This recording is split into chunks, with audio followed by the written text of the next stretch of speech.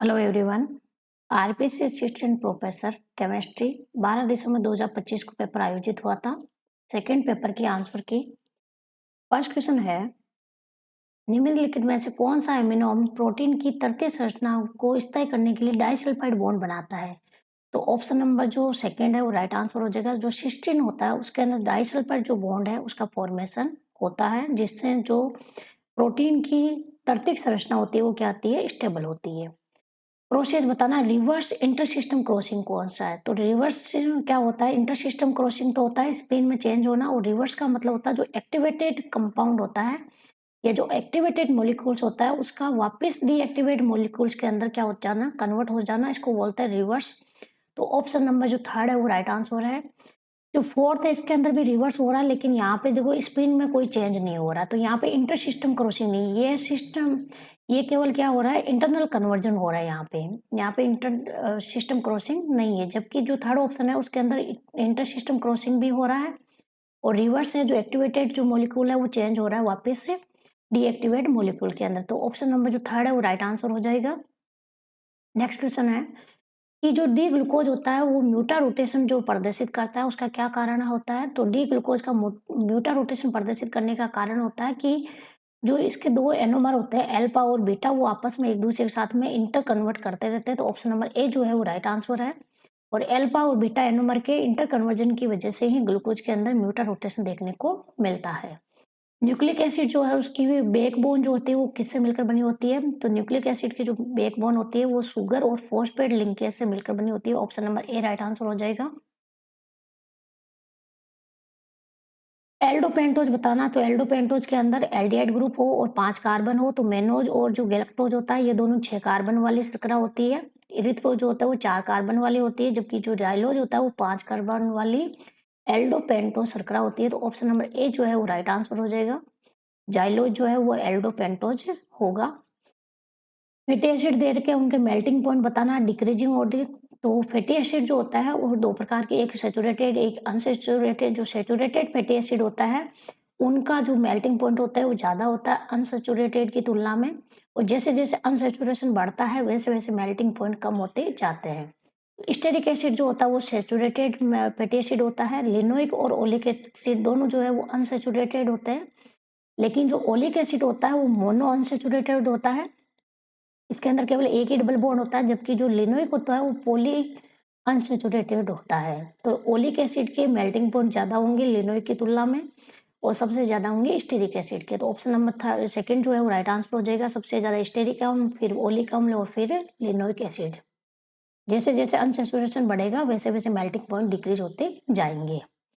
Carotenoid दे रखा है, कौन सा कैरोटेनॉइड जो है वो आइसोलेट होगा किससे? फंगस दे रखा है न्यूरोस्पोरा क्रेसा से। तो न्यूरोस्पोरा जो क्रेसा होता है उससे जो कैरोटेनॉइड आइसोलेटेड किया जाता है वो होता है 7,8 डाईहाइड्रोक्सी डाईहाइड्रो लाइकोपीन्स जो होता है वो कैरोटेनॉइड जो होता है वो न्यूरोस्पोरा क्रेसा जो कवक होता है उससे जो है आइसोलेटेड होता है। तो ऑप्शन नंबर ए जो है वो राइट आंसर हो जाएगा। आरएनए के बारे में बताना है कि आरएनए जो जल अपघटित किया जाता है तो प्राप्त होने वाले जो चारों क्षारक होते हैं उनके बीच में कोई भी संबंध नहीं होता है, जबकि डीएनए के अंदर जो क्षारक होते हैं उनके अंदर संबंध पाया जाता है। आप सभी जानते होंगे कि डीएनए के अंदर जो एडेनिन होता है वो थाइमिन के साथ में, और गुआनिन जो होता है वो साइटोसिन के साथ में बॉन्ड का फॉर्मेशन करता है। डीएनए की जो स्ट्रक्चर होती है वो डबल स्टैंडर्ड होती है, जिसकी वजह से इसके अंदर बॉन्ड का फॉर्मेशन होता है। लेकिन आरएनए की जो स्ट्रक्चर होती है वो सिंगल स्टैंडर्ड होती है, और सिंगल स्टैंडर्ड होने के कारण यहाँ पे किसी भी प्रकार के सारों के मध्य कोई संबंध नहीं होता है। तो दोनों कथन सत्य है, और जो सेकंड है वो फर्स्ट कथन को क्या करता है, उसका सही कारण देता है। तो ऑप्शन नंबर ए जो है वो राइट आंसर है। सिंगल स्टैंडर्ड होने की वजह से आरएनए के जो क्षारक होते हैं उनके बीच में कोई रिलेशन नहीं होता है। एमिनोग्लाइकोसाइडिक प्रतिजैविक कौन सा है? तो स्ट्रेप्टोजोमाइसिन होता है, वो एक प्रकार का एमिनोग्लाइकोसाइडिक प्रतिजैविक होता है। निकोटीन के बारे में सत्य कौन सा कथन गलत है वो बताना है, कौन सा कथन गलत है। तो निकोटीन जो होती है इसके अंदर दो रिंग होती है, एक होती है पिरिडीन और एक होती है पायरोलिडीन, और इसके अंदर दो नाइट्रोजन प्रेजेंट होते हैं, और दो नाइट्रोजन होंगे तो ये दो मेथिल आयोडाइड के साथ में रिएक्ट करेंगे, और चतुष्फलकी लवण का निर्माण करेंगे। तो यहाँ पे दे रखा है 3 मोल, जबकि यहाँ पे कितने मोल आएंगे 2 मोल, क्योंकि जितने नाइट्रोजन होंगे उतने ही मेथिल आयोडेट के साथ में लवण का फॉर्मेशन करेंगे। तो ये गलत हो जाएगा। Option number second right answer है इसका। निकोटीन जो है निकोटीन होता है उसके अंदर एक बीटा प्रतिस्थापी पिरिडीन वैल्यू होती है, बिल्कुल सही है। पिरिडीन रिंग होती है एक इसके अंदर, और जब इसका ऑक्सीडेशन करवाया जाता है तो ये पिरिडीन 2 कार्बोक्सिलिक एसिड मतलब निकोटिक जो एसिड है उसका फॉर्मेशन करता है। तो ये भी सही है। ये भी जो सेकेंड है वो गलत है, क्योंकि यहाँ पे मेथिल आयोडाइड के केवल 2 ही मोल काम में आते हैं। सीट्रल में आइसोप्रीन का जो सीट्रल होते हैं वो एक प्रकार का मोनोट्रोपोनोइड होता है। मोनोट्रोपोनोइड के अंदर जो आइसोप्रीन यूनिट होती है वो 2 होती है, इसलिए ऑप्शन नंबर ए जो है वो राइट आंसर हो जाएगा। सीट्रल के अंदर 2 आइसोप्रीन इकाइयाँ जो होती है वो पाई जाती है। क्वांटम केमिस्ट्री का क्वेश्चन है, एंगुलर जो मोमेंटम है इसके बारे में कौन सा राइट है, करेक्ट बताना है।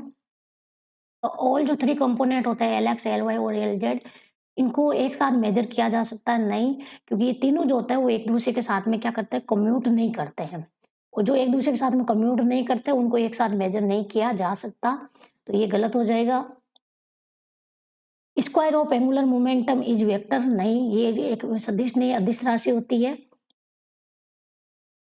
LX और LY कम्यूट करते हैं नहीं, ये आपस में एक दूसरे के साथ कम्यूट नहीं करते, केवल खुद के साथ कम्यूट करते हैं। खुद के या L स्क्वायर के साथ में कम्यूट करते हैं, लेकिन एक दूसरे के साथ में कम्यूट नहीं करते, तो ये भी गलत है। और L स्क्वायर और इसके किसी एक घटक का मापन एक साथ किया जा सकता है, क्योंकि ये एक दूसरे को क्या करते हैं, कम्यूट करते हैं।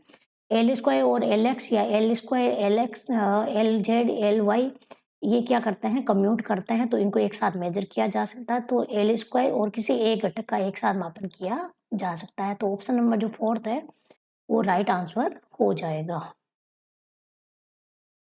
1D बॉक्स दे रखा है, 1D बॉक्स की प्रथम उत्तेजित अवस्था बतानी। प्रथम 1D बॉक्स के लिए जो n होता है स्टार्ट कहाँ से होता है, 1 से होता है, 1 2 3 ऐसे। तो प्रथम उत्तेजित अवस्था कौन सी हो जाएगी, n = 2। और p स्क्वायर का जो एवरेज होता है वो क्या होता है, n square h square upon 4 4 l square, और n = होता है 2।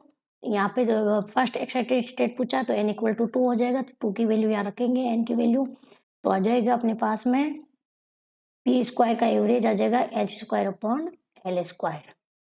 ऑप्शन नंबर जो सेकंड है वो राइट आंसर हो जाएगा। यहाँ पे दे रखा है अपने को ध्रुवीय निर्देशांक दे रखा है, कोणीय संवेग बताना जेड घटक के लिए। तो जेड घटक के लिए कोणीय संवेग हो जाएगा ऑप्शन नंबर जो 3rd है राइट आंसर हो जाएगा। LZ = -i/h del upon del phi. 3D box दे रखा है, 3D बॉक्स के अंदर अपने को जो है इसकी विमा दे रखी है, A = B = 2C दे रखा है, और इसकी ग्राउंड स्टेट एनर्जी बतानी है। तो 3D बॉक्स के लिए जो फॉर्मूला होता है वो क्या होगा, h² upon 8m nx² upon lx² plus ny² upon ly² plus nz² upon nlz²। यहाँ पे माना कि lx = 1 मान लिया अपन, ly = b और lz = c। अब रिलेशन दे रखा है कि a = b = 2c दे रखा है, तो a = 2c और b = 2c, और lz तो कितना है, c है, तो lx हो जाएगा 2c, ly भी हो जाएगा 2c और lz हो जाएगा c। तो जब अपन इनकी वैल्यू रखेंगे इस फॉर्मूले के अंदर, और ग्राउंड स्टेट का पूछा है इसलिए nx, ny और nz इन तीनों की वैल्यू कितनी कितनी लेंगे, 1 1 लेंगे। तो जब इनकी वैल्यू इसमें इनकी वैल्यू रख देंगे और LX, LY और LZ की वैल्यू रखेंगे, तो अपने पास में जो लास्ट में आएगा इक्वेशन वो आएगा 6h² अपॉन 32 mc²। तो ऑप्शन नंबर जो ए है वो राइट आंसर हो जाएगा। क्वांटम मैकेनिकल कौन सा सिस्टम है जिसके अंदर इक्वी स्पेस एनर्जी लेवल्स होते हैं। ऐसा कौन सा जो है क्वांटम मैकेनिकल सिस्टम होगा जिसमें एनर्जी जो लेवल होंगे वो इक्वली जो है वो एक दूसरे के साथ में स्पेस्ड होंगे, या उनका ऊर्जा स्तर जो होता है वो एक दूसरे से इक्वली जो है वो सेपरेट पाया जाता है। तो 1D बॉक्स होता है, तो 1D बॉक्स के अंदर तो जैसे जैसे n की वैल्यू बढ़ती जाती है वैसे वैसे एनर्जी लेवल के बीच में जो स्पेनिंग होती है वो भी बढ़ती जाती है। इसी प्रकार जो रिजिड रोटर होता है उसके अंदर जे की वैल्यू इंक्रीज होंगी, तो एनर्जी का बीच का जो स्पेसिंग लाइन है वो भी क्या होती जाती है, इंक्रीज होती जाती है। हाइड्रोजन एटम के अंदर क्या होता है, जैसे जैसे एन इंक्रीज होता है वैसे वैसे स्पिनिंग जो होती है एनर्जी के लेवल के बीच का जो गैप होता है वो डिक्रीज होता जाता है। जबकि जो सिंपल हार्मोनिक ऑसिलेटर होता है एसएचओ, उसके अंदर जो एनर्जी का गैप होता है वो हमेशा इक्वल रहता है, डेल ई इक्वल टू होता है एच न्यू।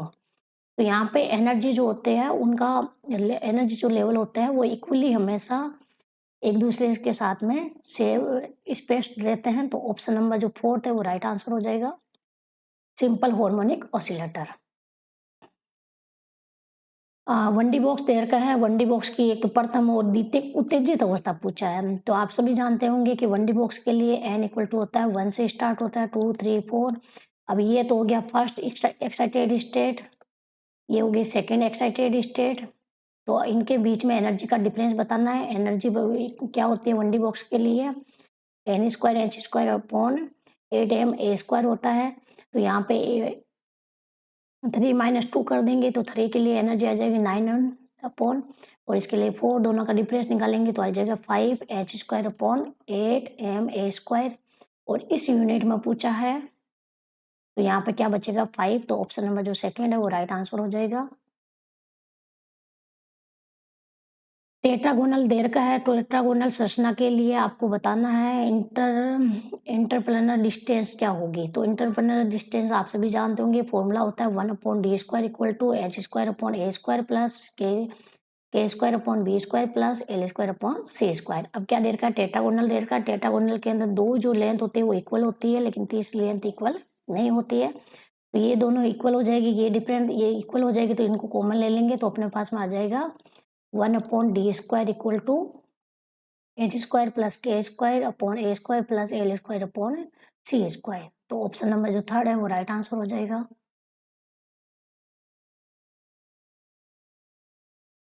हाइड्रोजन परमाणु के 3s कक्षक के लिए बताना है कोणीय संवेग। तो 3s जो भी जितने भी s कक्षक होते हैं उनके लिए सबके लिए एक एल इक्वल टू कितना होता है 0 होता है। तो कोणीय संवेग भी कितना आता है 0 आता है। जितने भी s कक्षक होंगे उनके सबके लिए कोणीय संवेग की वैल्यू कितनी आएगी 0 आएगी। तो ऑप्शन नंबर जो थर्ड है वो राइट आंसर हो जाएगा। ये फॉर्मूला देख लेना आप। कोणीय संवेग का फॉर्मूला होता है √L+1 इंटू एच अपॉन 2 पाई। टर्म सिंबल बताना है। L इक्वल टू 2 है, S इक्वल टू 1 है। तो L इक्वल टू 2 होगा तो टर्म जो यूज में लेंगे वो D सिंबल यूज में लेंगे, और S इक्वल टू 1 है तो मल्टीप्लिसिटी हो जाएगी यहाँ पे 3, तो 3 मल्टीप्लिसिटी। और फिर J की वैल्यू होती है L माइनस S से L प्लस S तक, तो 3 2 1 J की वैल्यू आ जाएगी। तो ये दो तो वैसे भी कट हो जाएंगे, या तो थर्ड या फोर्थ है। तो यहाँ पे J की वैल्यू 3 आएगी, 3 2 और 1। तो ऑप्शन नंबर जो फोर्थ है वो राइट आंसर हो जाएगा। आपको ये दे रखा है, क्वांटम का क्वेश्चन दे रखा है, वेव फंक्शन दिया हुआ है और आइगन वैल्यू बतानी है मोमेंटम ऑपरेटर लगा के। तो मोमेंटम ऑपरेटर की वैल्यू क्या होती है minus iota h cut upon D upon D x. इसके ऊपर जब अपन लगाएंगे वेव फंक्शन लगाएंगे तो ये जो वैल्यू है ये ए तो क्या है यहाँ पे कॉन्स्टेंट है, तो ए तो आगे आ जाएगा, तो माइनस आयोटा एच कट ए आ जाएगा। और इसका डी ई की पावर एक्स अपॉन ए, इसका जब अपन करेंगे उकलन तो इसका उकलन क्या आएगा 1 अपॉन ए आएगा, और वापस ऑपरेट नहीं जैसा था वैसा का वैसा ही रहेगा।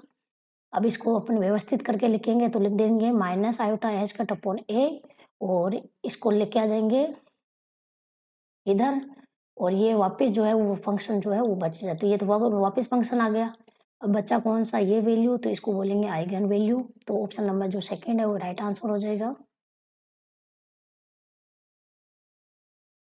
क्वांटम जो अपने पास में मैकेनिक है उसके अंदर x इक्वल टू 0 देर से x इक्वल टू 2 पाई में कौन सा तरंग फलन जो होगा वो ग्रह होगा, मतलब जिसको एक्सेप्ट किया जा सकता है। तो ऑप्शन नंबर जो फोर्थ है वो राइट आंसर है।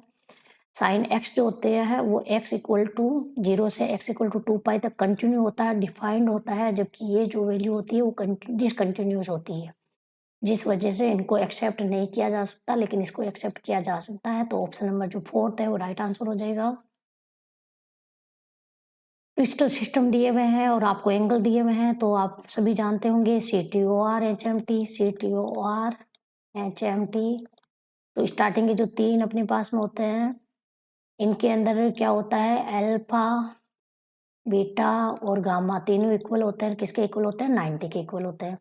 तो टी का मतलब टेट्रागोनल, तो टेट्रागोनल के अंदर क्या होगा अल्फा बीटा गामा तीनों बराबर होंगे 19 के बराबर होंगे। तो ये 3 से मैच करेगा। फिर आता है टेट्रागोनल, या टेट्रागोनल को क्या बोलते हैं, हेक्सागोनल भी बोलते हैं। यहाँ पे अपने पास में आ जाएगा। फिर मोनो, अगर बात करें मोनोक्लिनिक की, तो मोनोक्लिनिक के अंदर दो जो लेंथ है, दो जो कोण होते हैं वो बराबर होते हैं, एक कोण बराबर नहीं होता है।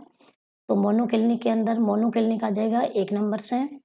ट्राइक्लिनिक के अंदर तो कोई भी बराबर नहीं होता है, तो ये सेकंड से मैच कर जाएगा। और ट्राइगोनल जो होता है उसके अंदर क्या होगा, तीनों कोण तो बराबर होंगे लेकिन वो 90 के बराबर नहीं होंगे। तो ऑप्शन नंबर जो 4th है वो राइट आंसर हो जाएगा।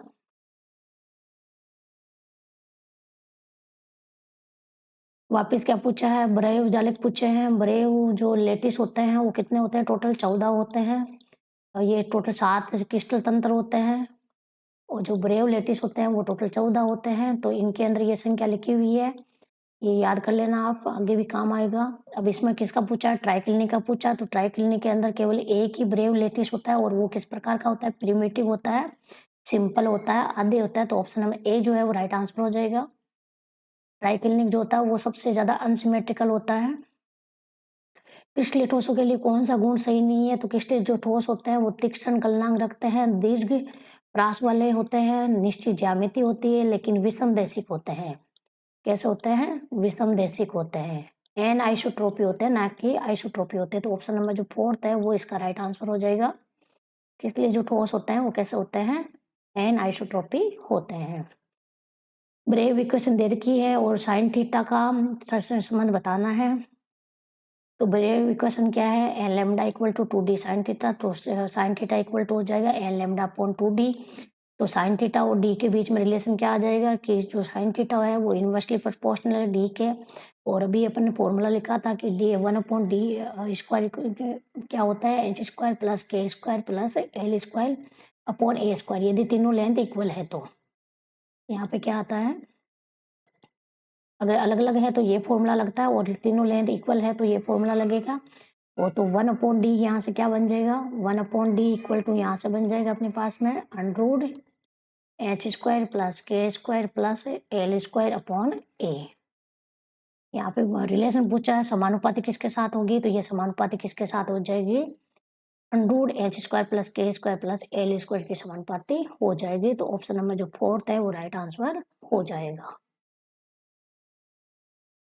ये सिंपल क्वेश्चन दे रखा है, पूछा हुआ है कोऑर्डिनेशन नंबर बताना है। तो आप सभी जानते होंगे जो सिंपल होता है, जो प्रिमिटिव लेटिस होता है उसके अंदर वो कितना होता है, 6 होता है। बीसीसी के अंदर 8 होता है। और एफसीसी या एचसीपी हेक्सागोनल या फलक केंद्रित, इसके अंदर कितना होता है, 12। तो 6, 8 और 12, ऑप्शन नंबर जो 3rd है वो राइट आंसर हो जाएगा। 6, 8 और 12 है। मिलर इंडेक्स बताने हैं, तो आपको जो दिया हुआ है सबसे पहले तो उसको क्या करना है, उल्टा करना है। तो 1/2 करना है, 1/3 और यहाँ पे 1। फिर इनको मल्टीप्लाई करना है एक छोटी संख्या से, जिससे ये क्या हो जाए, सिंपल हो जाए। तो यहाँ पे कितना आ जाएगा, 3, 2 और 6। तो ऑप्शन नंबर ए जो है वो राइट आंसर हो जाएगा। सिंपल क्वेश्चन था एकदम से। शॉर्ट की जो दोष होता है, शॉर्ट की जो डिफेक्ट होता है उसके बारे में कौन सा इनकरेक्ट है। तो शॉर्ट की जो डिफेक्ट होता है वो एक प्रकार का पॉइंट डिफेक्ट होता है, बिंदु आवेश होता है शॉर्ट की और फ्रंकल। और क्रिस्टल रिमेन न्यूट्रल, क्योंकि जो शॉर्ट की दोष होता है उसके अंदर क्या होता है, जो धनायन और जो ऋणायन होते हैं वो बराबर मात्रा में लेटिस को छोड़ के बाहर जाते हैं। तो इसलिए उनकी उदासीनता बनी रहती है, उदासीनता पर कोई फर्क नहीं पड़ता है। तो उदासीनता बनी रहती है, बिल्कुल सही है। बिंदु दोष है। धातु न्यूनता दोष है, नहीं, धातु जो न्यूनता दोष होता है वो एक प्रकार के स्टाइकोमेट्रिक दोष होते हैं, जबकि ये कैसा होता है, बिंदु दोष होता है। और जो शॉर्ट की दोष होता है वो उन आयनिक क्रिस्टलों में पाया जाता है जिनमें धनायन और ऋणायन के बीच में आयनों का जो आकार है वो ज्यादा अंतर नहीं हो, आयनों का आकार लगभग सिमिलर हो, जैसे NaCl है, KCl है। तो जो सिमिलर आयन आकार वाले जो आयनिक क्रिस्टल होंगे उनके अंदर जो शॉर्ट की दोष है वो देखने को मिलता है। तो ये भी सही है। तो इस क्वेश्चन का राइट आंसर हो जाएगा ऑप्शन नंबर 3rd। ये जो है वो शॉर्ट की दोष के बारे में गलत है। अपने को आपको दे रखा है 2 क्रिस्टल दे रखे हैं, एक तो 110, एक दे रखा है 111। और आपको अनुपात बताना है sine theta 1 upon sine theta 2 का। तो अभी अपन ने देखा था कि साइन जो थीटा होता है वो इनवर्सली प्रोपोर्शनल होता है डी के। और डी इक्वल टू आपने पता ही होगा कि डी इक्वल टू होगा 1 a/√h² plus k² plus l²। यहाँ पे a का मान 1 मान ले, h का वैल्यू फर्स्ट के लिए, d जो फर्स्ट है d फर्स्ट के लिए h कितना है 1 है, k कितना है 1 है, l कितना है 0 है। तो इसकी जब वैल्यू रखेंगे तो ये आ जाएगा 1/√2, और जब इसमें रखेंगे तो इसमें वैल्यू आ जाएगी 1/√3। तो ये है d2 और ये है d1, तो साइन थीटा 1/sin θ2 बराबर हो जाएगा d2/d1। तो ये अपने पास में आ जाएगा √2/√3। तो ऑप्शन नंबर ए जो है वो राइट आंसर हो जाएगा। डी के जो फॉर्मूले से है वो 2 या 3 क्वेश्चन पूछ लिए सीधे सीधे। आपको पूछा है कि कौन सा जो क्रिस्टल तंत्र होता है उसमें सममितीय अक्ष और सममितीय तल नहीं पाया जाता।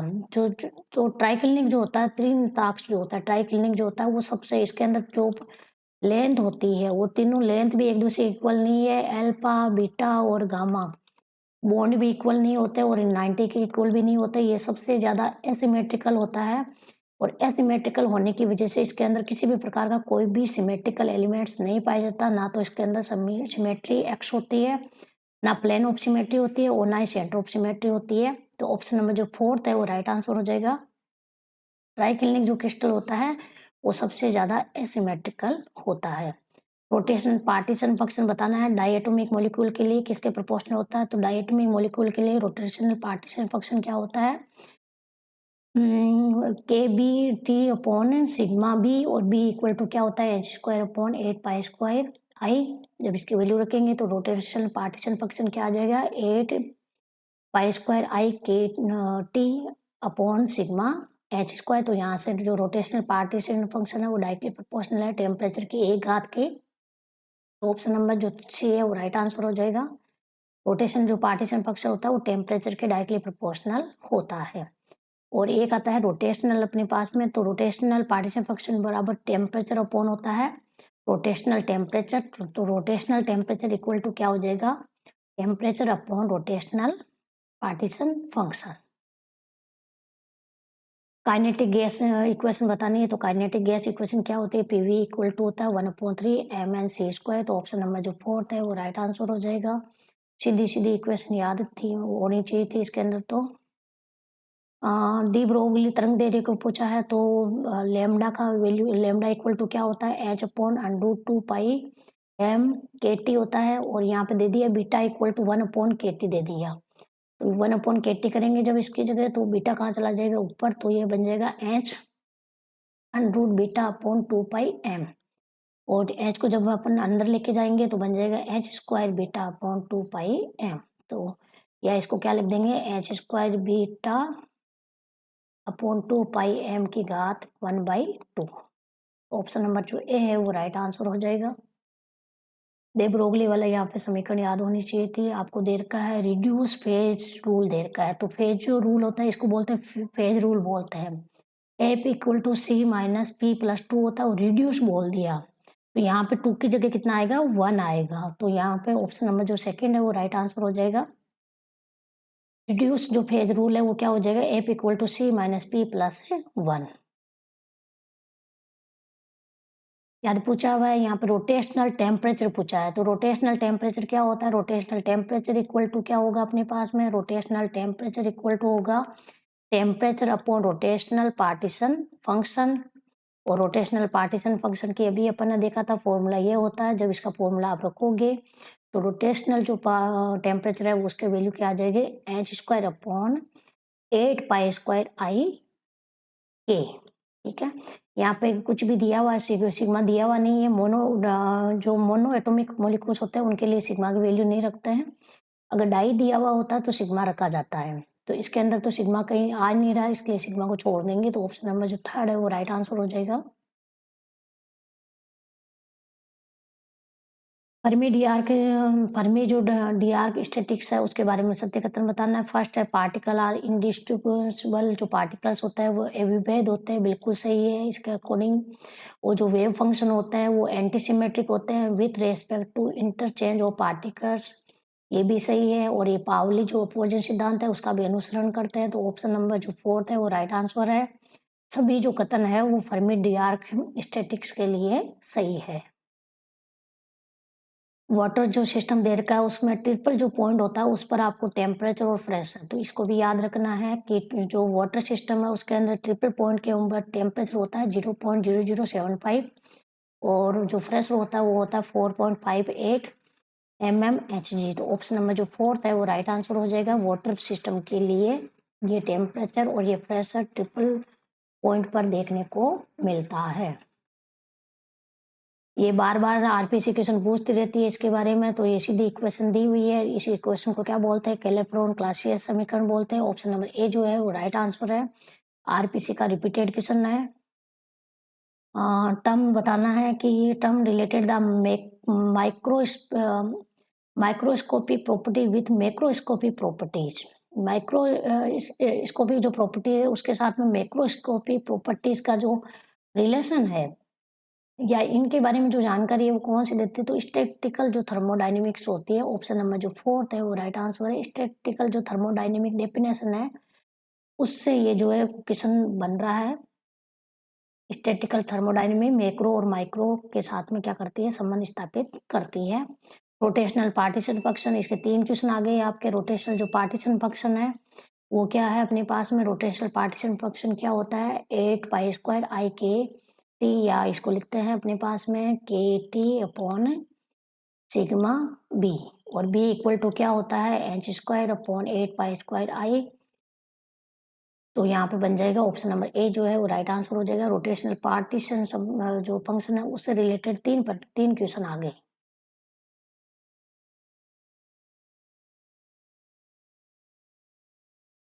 क्वेश्चन नंबर 42 दे रखा है। 42 किस रिलेटेड क्वेश्चन है? ये दे रखा है पॉलीमर, और पॉलीमर की क्या दे रखी है? Stereo chemistry. तो पॉलीमर की स्टीरियो केमिस्ट्री फर्स्ट क्या दे रखा है कि the polymers in which all asymmetric carbon atoms have same configuration called the syndiotactic. Syn जो डायोटेक्टिक होता है वो उनको कहा जाता है जिनके अंदर क्या होता है अपने पास में एकांतर क्रम के अंदर होता है। तो इसको जो यदि अपने पास में लगातार जो है वो सेम सेम दे, जैसे डी डी डी या एल एल देखने को लगातार देखने को मिल रहा है, तो इसको बोलते हैं आइसो बोलते हैं। इसको क्या बोलते हैं? आइसोटेक्टिक बोलते हैं। और सिनटैक्टिक किसको बोलेंगे? जिसमें अल्टरनेट हो, डी एल अल्टरनेट जिसके अंदर कॉन्फ़िगरेशन होगा उसको बोलेंगे सिन डायोटिक। तो ये गलत है। क्वेश्चन पूछा हुआ है अपने को करेक्ट स्टेटमेंट का पूछा, तो ये स्टेटमेंट गलत है। लेकिन स्टेटमेंट क्या कह रखा है कि जिसके अंदर जो सिमेट्रिक कार्बन एटम है उसके ऊपर जो कॉन्फ़िगरेशन देखने को मिलता है वो रैंडम सीक्वेंस में देखने को मिलता है। कभी डी हो गया, जैसे डी डी आ गया, फिर एल आ गया, फिर वापस डी डी आ गया, एल एल हो गया, इस प्रकार से रैंडम देखने को मिलता है, तो इसको बोलते हैं एटेक्टिक बोलते हैं। बिल्कुल सही है। रैंडम कॉन्फ़िगरेशन होगा तो उसको क्या बोलेंगे? एटेक्टिक बोलेंगे। तो option number second right answer हो जाएगा इस क्वेश्चन का। थर्ड देखो क्या कह रहा है कि इस प्रकार का कॉन्फ़िगरेशन जिसमें डी और एल जो कॉन्फ़िगरेशन है वो रेगुलर देखने को मिलता है। यदि रेगुलर लगातार जो है वो यदि रेगुलर अल्टरनेट होंगे, यदि डी एल तो अल्टरनेट होंगे तो उसको बोलेंगे सिन डायोटेक्टिक बोलेंगे। तो यहाँ पे आइसो नहीं होगा, यहाँ पे क्या होगा? सिन होगा। और आइसो किसको कहेंगे? जिसमें एक ही प्रकार का कॉन्फ़िगरेशन देखने को मिले, या तो डी मिला या एल मिले। तो ये भी गलत है। और आइसोटेक्टिक और एटेक्टिक जो पॉलीमर्स होते हैं उनको एक साथ collectively known as the stereoregular polymers नहीं कहा जा सकता, क्योंकि एटेक्टिक जो होता है वो रेगुलर नहीं है, इरेगुलर है, जबकि जो आइसोटेक्टिक है वो रेगुलर होता है। तो ये भी गलत है। तो यहाँ पर करेक्ट पूछा है तो ऑप्शन नंबर जो सेकंड है वो करेक्ट ऑप्शन हो जाएगा। अल्टरनेट यदि रैंडम है तो उसको बोलते हैं एटेक्टिक। यहाँ पे क्या पूछा? रिलेटिव विस्कोसिटी पूछा। तो रिलेटिव विस्कोसिटी क्या होती है? सॉल्यूशन है उसकी विस्कोसिटी अपॉन प्योर सॉल्वेंट की विस्कोसिटी, इन दोनों का जो रेशियो होता है उसको बोलता है रिलेटिव विस्कोसिटी। तो ऑप्शन नंबर जो थर्ड है वो राइट आंसर हो जाएगा। ये इक्वेशन भी फेवरेट इक्वेशन है आरपीसी के अंदर, बार बार इससे क्वेश्चन पूछा जाता है। मार्क इक्वेशन दे रखी है और इसी इक्वेशन के अंदर बताना है कौन सा कथन जो है वो क्या है? सत्य है। तो इसके अंदर जो कांस्टेंट होता है के और ए वो डिपेंड करते हैं टेम्परेचर पर, सही है। इसके अंदर जो कांस्टेंट होते हैं वो डिपेंड करते हैं nature of polymer and nature of solvent, ये भी सही है। और जो यहाँ पे ए की वैल्यू होती है वो 0.5 से 1 के बीच में होती है, ये भी सही है। तो ऑप्शन सभी ऑप्शन सत्य है। तो ऑप्शन नंबर जो 4th है वो राइट आंसर हो जाएगा। ए जो होता है वो 0.5 से 1 तक होता है। ये क्वेश्चन भी जो है वो रिपीटेड क्वेश्चन है। यहाँ पूछा है कि कौन सी जो मेथड है वो मोलर मास को डिटरमाइन करने के लिए यूज में ली जाती है। पॉलीमर का जो मोलर मास है वो किसके द्वारा डिटरमाइन किया जाता है? तो सबसे जो बेस्ट मेथड होता है वो होता है ऑस्मोटिक प्रेस। तो ऑप्शन नंबर ए जो है वो राइट आंसर है। प्राशन दाब विधि के द्वारा पॉलीमर का जो मोलर मास है वो डिटरमाइन किया जाता है। फॉल्स बताना है, गलत सत्य असत्य कथन बताना है। तो जो ग्लास ट्रांजिशन टेम्परेचर होता है वो डिपेंड करता है मोलिकुलर वेट ऑफ पॉलीमर्स के ऊपर। ये सही है। जैसे जैसे वेट बढ़ता है वैसे वैसे ग्लास जो ट्रांजिशन टेम्परेचर होता है वो भी बढ़ता जाता है। सेकेंड ये क्या कह रहा है कि glass transition temperature depend upon chain geometry वो पॉलीमर, ये भी सही है। वो चेन की जो ज्योमेट्री है उसके ऊपर भी डिपेंड करता है। और ग्लास टेम्परेचर और polymer increase with addition of plasticizer, ये गलत है। जो प्लास्टोसाइजर यदि अपने ऐड करेंगे तो ग्लास जो टेम्परेचर होगा वो क्या होगा? डिक्रीज होगा, इंक्रीज नहीं होगा, डिक्रीज होगा। तो ऑप्शन नंबर 3 जो है वो इसका राइट आंसर है। और ग्लास जो टेम्परेचर होता है वो बी शो करता है थर्मल, ये सबको पता है कि थर्मली ये करेक्टर होता है पॉलीमर का। लेकिन जैसे जैसे प्लास्टोसाइजर मिलाएंगे वैसे वैसे टीजी का जो मान है वो क्या होता है? डिक्रीज होता है। जिम प्लॉट जो है वो कहाँ से ऑब्टेन होता है? तो ये स्टैटिक लाइट स्कैटरिंग डाटा से ऑब्टेन होता है। तो ऑप्शन नंबर जो 3 है वो राइट आंसर है। और जिम प्लॉट के द्वारा जो है वो मोलिकुलर जो वेट है उसका जो है वो मापन किया जाता है। तो ये एक प्रकार का लाइट स्कैटरिंग मेथड होता है। पॉलीएसिटिलीन के संदर्भ में पोलेरोन क्या होता है? तो पोलेरोन जो होता है वो पार्शली लोकलाइज्ड कैटाइन रेडिकल जो होता है उसको बोलते हैं। ऑप्शन नंबर जो 2 है वो राइट आंसर है। पार्शली जो लोकलाइज्ड कैटाइन रेडिकल है उसको पोलेरोन कहा जाता है पॉलीएसिटिलीन के संदर्भ में। यहाँ पे पॉली डिस्पेंसरी मैक्रो मॉलिक्यूल्स आपको बताना है, क्रम बताना है। तो ऑप्शन नंबर 2 राइट आंसर हो जाएगा। सबसे ज़्यादा मॉलिक्यूलर वेट होता है। फिर जेड की जो है वो यहाँ पे अपने पास में क्या आता है? इसकी वैल्यू जो है वो एन से तो ग्रेटर होती है लेकिन इससे क्या होती है? कम होती है। और यहाँ पे फिर आएगा नंबर मास। तो ऑप्शन नंबर जो 2 है वो राइट आंसर हो जाएगा। वह बहुलक जिनके अणु बहुलक श्रृंखला के एक या दोनों सिरों पर क्रियात्मक फंक्शनल ग्रुप लगे हो, यदि सिरे पर फंक्शनल ग्रुप लगे हुए हैं तो इस प्रकार के मेथड को बोलते हैं and group analysis. Option number जो 3 है वो राइट आंसर है। एंड ग्रुप एनालिसिस क्या होता है? जिसमें इस प्रकार के मॉलिक्यूलर जिनके अंदर एंड के अंदर फंक्शनल ग्रुप लगे होते हैं और इसके द्वारा जो नंबर एवरेज है उसका जो है वो मापन किया जाता है। उसके अंदर जो मॉलिक्यूलर वेट है वो लगभग 25,000 तक के 25,000 जो मॉलिक्यूलर वेट वाले जो कंपाउंड्स होता है उनका नंबर एवरेज निकाला जाता है। इसके अंदर देखो क्वेश्चन नंबर 49 के अंदर ए भी हो सकता है। यहाँ पे ए राइट आंसर होगा, इसको कट कर देना, बी नहीं आएगा, ए जो राइट आंसर होगा।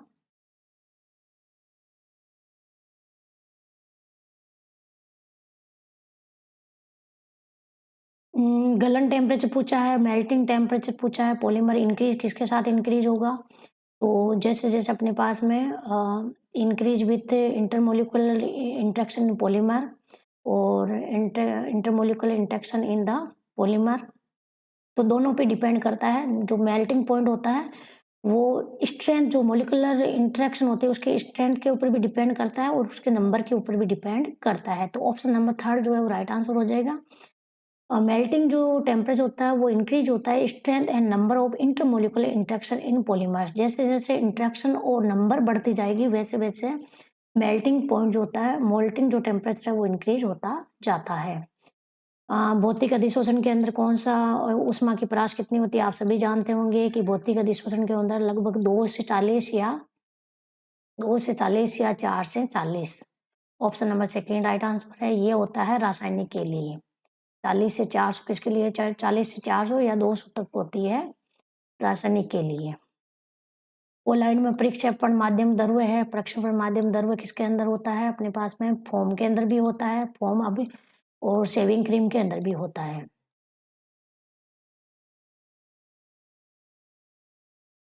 पेप्टिकरण किसको कहते हैं, तो पेप्टिकरण किसको कहेंगे कि जो अवक्षेपण होता है उसका कोलाइड सोल में रूपांतरण क्या कहलाता है, पेप्टिकरण कहलाता है। तो ऑप्शन नंबर जो 4th है वो राइट आंसर हो जाएगा।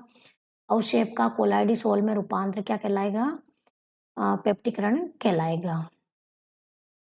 इसके अंदर देखो फॉर्म को जो है वो राइट माना जा सकता है, क्योंकि एनसीईआरटी की जो बुक है उसके अंदर फॉर्म दे रखा है और फॉर्म जो है उसके अंदर मीडियम दे रखा है, लिक्विड दे रखा है। तो यहाँ पे जो ज़्यादा सही होने के चांस है वो सेकंड ऑप्शन सही होने के ज़्यादा चांस है।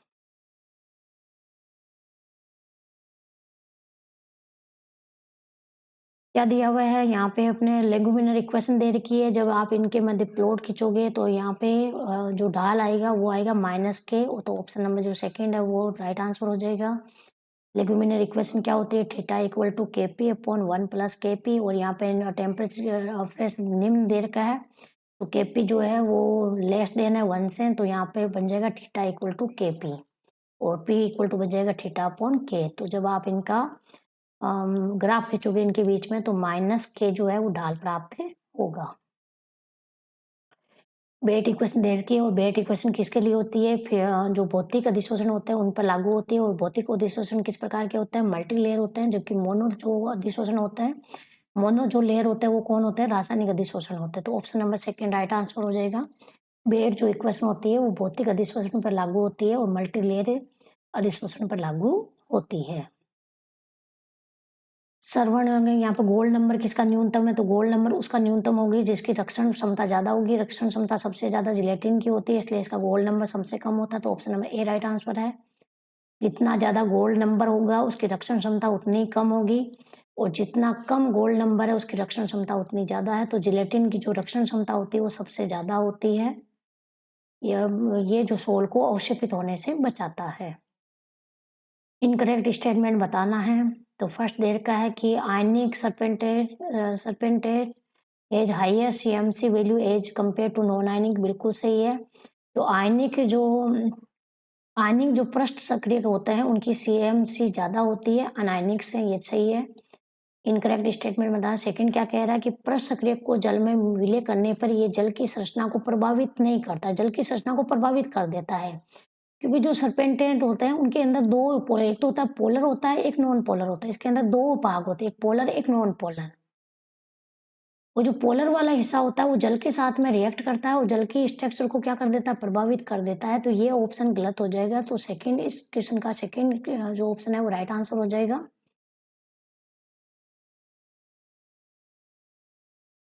धनात्मक सोल कौन सा नहीं है, तो हीमोग्लोबिन धनात्मक होता है, सारे जो रंजक होते हैं वो भी धनात्मक होता है, जितने भी हाइड्रोक्सिल जो सोल है, हाइड्रोक्साइल सोल, वो भी कैसे होते हैं, धनात्मक होते हैं। लेकिन जो मेटल होती है, मेटल होगी, वो जो सल्फाइड जो सोल है, सल्फाइड सोल्स, ये क्या होते हैं, और इसके अलावा अम्लीय रंजक, ये सारे क्या होते हैं, ऋणात्मक होते हैं। तो ऑप्शन नंबर जो ए है वो राइट आंसर हो जाएगा। जितनी भी जो मेटल होती है वो सारी किस प्रकार की होती है, ऋणात्मक होती है।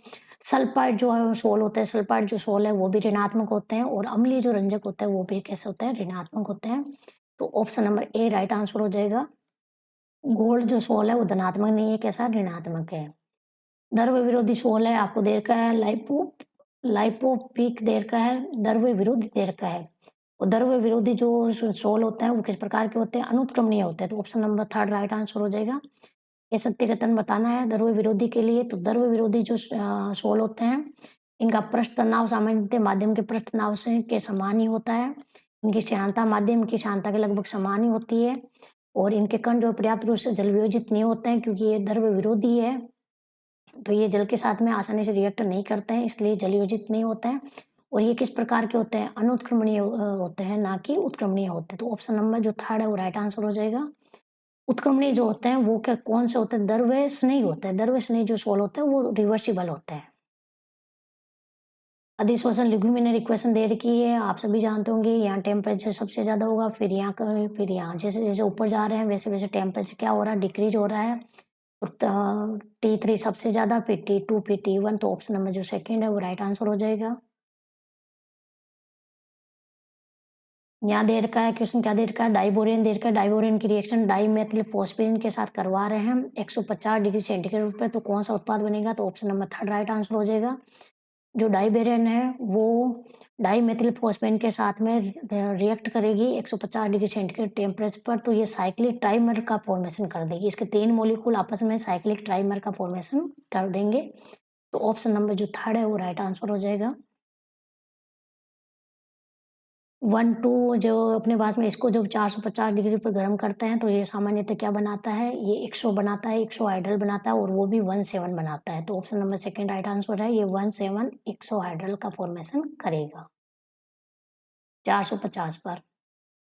ये आप सभी जानते होंगे कि जब अमोनियम क्लोराइड और BCl3 रिएक्ट करते हैं आपस में, तो सबसे पहले ये बनाते हैं B3N3H3Cl3, और जब उसका आगे अपचयन करवाया जाता है, उसकी रिएक्शन करवाई जाती है सोडियम बोरोहाइड्राइड से, तो बनते हैं बोराजीन B3N3H6। तो बोराजीन का फॉर्मेशन होता है, ऑप्शन नंबर जो सेकेंड है वो राइट आंसर है। यहाँ क्या दे रखा है, इसका क्या व्यापारिक नाम है, तो इसको बोलते हैं श्वेत एब्सिस्टस बोलते हैं, तो ऑप्शन नंबर ए जो है वो राइट आंसर है। बोराजिन जलपघटन, तो बोराजिन का जब जलपघटन किया जाता है B3N3H6, इसका जब पूर्णतः जलपघटन करवाएं 6H2 मोल, तो ये बनाता है बोरिक एसिड और बनाता है अमोनिया। तो बोराजिन जलपघटन के द्वारा बोरिक एसिड और अमोनिया का फॉर्मेशन करता है, option number A right answer है।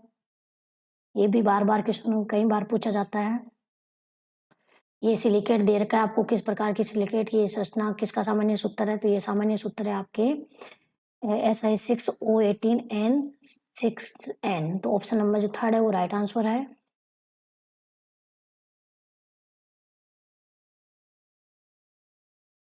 यहाँ पे बताना है ऑक्सीकरण अवस्था, स्थायी ऑक्सीकरण अवस्था किसकी है, तो यूरोपियम की +6 सही है, अमरशियम की +2 होती है, ध्यान रख लेना आप, इंपॉर्टेंट क्वेश्चन है। और लेंथेनाइट और एक्टिनाइट सभी की +3 ऑक्सीडेशन स्टेट होती है, लेकिन अमरशियम जो होता है वो +2 ऑक्सीडेशन स्टेट प्रदर्शित करता है, इसलिए ये गलत हो जाएगा।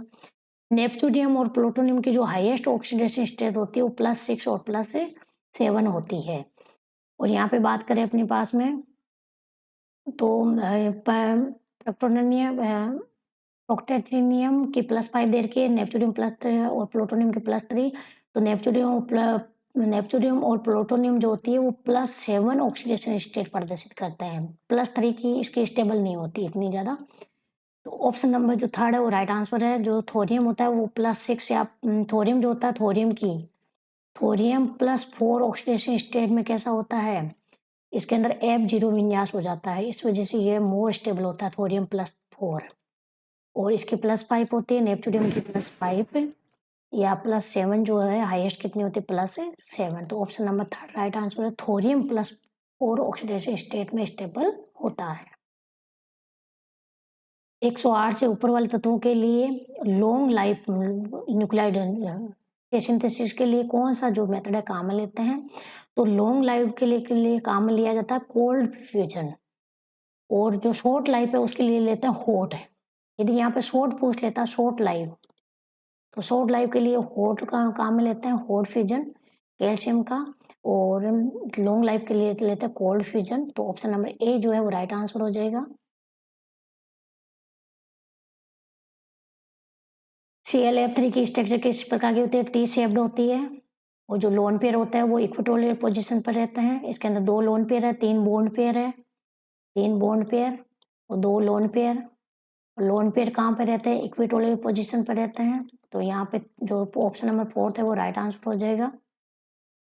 ClF3 की स्ट्रक्चर क्या होगी, टी शेप्ड होगी। चक्रीय सिलिकेट रिनाइन जो है Si6O18N, तो यहाँ पे चक्रीय साइक्लिक होते हैं उनके लिए ये फॉर्मूला होता है Si O32N, और यहाँ पे अपने पास में n इक्वल टू कितना है, n इक्वल टू इसके अंदर कितना हो जाएगा, 6 हो जाएगा, यहाँ पे 6 हो जाएगा ये, तो यहाँ पे हो जाएगा 6, यहाँ पे 2n होता है, तो n इक्वल टू 6 है, तो यहाँ पे 2 × 6 बराबर -12 है, तो ऑप्शन नंबर सेकेंड जो है वो राइट आंसर हो जाएगा। यहाँ पे कितना आएगा, 12 आ जाएगा। 18 इलेक्ट्रॉन का नियम का कौन जो पालन कर रहा है, तो ये काउंट कर देखें, कॉपर है, कॉपर है अपने पास में। सबसे पहले ये है, इसका कितना होगा 5 होगा, कॉपर का कितना है 11 है, और कार्बोनिल का कितना हो गया 2, तो इसके अंदर तो 18 हो गए। सेकेंड में बात करें तो मैग्नीज जो है उसका 7 इलेक्ट्रॉन, और इसके इलेक्ट्रॉन 5, और 2 का कार्बोनिल है तो 1 का 2, तो 2 के हो गए 4, यहाँ हो रहा है 16, तो 18 एक तो ये पालन कर रहा है, इसके अंदर 17 इलेक्ट्रॉन आ रहे हैं और इसके अंदर 18 इलेक्ट्रॉन आ रहे हैं, तो एक पालन ये करा। तो ए और जो डी है वो इसका पालन कर रहे हैं, तो ऑप्शन नंबर 4 राइट आंसर है। ए और डी के अंदर 18 इलेक्ट्रॉन रूल जो है वो क्या हो रहे हैं, लागू हो रहा है, जबकि बी और सी में नहीं हो रहा है। ये भी आप देख लेना, निकाल लेना। वैसे आपको ये दे रखा है, तो सबसे पहले तो आपको क्या करना है कि इसका निकालना है, टोटल वैलेंस सेल इलेक्ट्रॉन निकालना है। टोटल वैलेंस सेल इलेक्ट्रॉन आप काउंट करोगे तो आएंगे 86 आएंगे। फिर स्केलेटन इलेक्ट्रॉन की बात करें तो वैलेंस सेल इलेक्ट्रॉन -12 है, एन कितना है यहाँ पे 6 है, कितने एन है 6 है, तो यहाँ पे स्केलेटन इलेक्ट्रॉन कितना आ जाएंगे 14, और स्केलेटन इलेक्ट्रॉन पेयर कितने हो जाएंगे 7। तो ये एक प्रकार की n+1 देखा जाए तो क्लोजो है, लेकिन ये जो मॉलिक्यूल होता है वो क्लोजो में नहीं होता है, ये किस में पाया जाता है, केप्ड फॉर्म में पाया जाता है, और निडो केप्ड होता है। तो ये इसकी स्ट्रक्चर फर्स्ट से ही है, ये निडो केप्ड है। और नंबर ऑफ फ्रेमवर्क एटम की बात करें तो कितने हैं 6 है, तो स्ट्रक्चर तो इसकी केप्ड निडो है, ये सही है। इसके अंदर जो number of skeleton electron pair कितने हैं 7 है, और नंबर ऑफ फ्रेमवर्क एटम कितने हैं 6 है, तो ये दोनों गलत हो गए, सही पूछा है तो सही फर्स्ट जो है वो सही हो जाएगा। तो सिर्फ जो फर्स्ट है वो सही है, तो ऑप्शन नंबर ए जो है वो राइट आंसर है। फेरोसिन के बारे में पूछा है कि कौन सा कथन सत्य नहीं है, नोट पूछा है। तो फेरोसिन को, ये जो मॉलिक्यूल होता है इसको फेरोसिन कहते हैं, ये आप सभी जानते होंगे। इसका जो रंग होता है वो ऑरेंज होता है। ऑरेंज क्रिस्टल स्टेबल कंपाउंड में एक नॉर्मल टेम्परेचर पे पाया जाता है। इसकी ऑक्सीडेशन स्टेट +3 नहीं होती है, कितनी होती है +2 होता है। यहाँ जो आयरन होता है वो +2 ऑक्सीडेशन स्टेट के अंदर पाया जाता है, और इस प्रकार के कंपाउंड को सैंडविच कंपाउंड कहते हैं, उनकी स्ट्रक्चर सैंडविच होती है। तो ऑप्शन नंबर 3 जो है वो राइट आंसर हो जाएगा।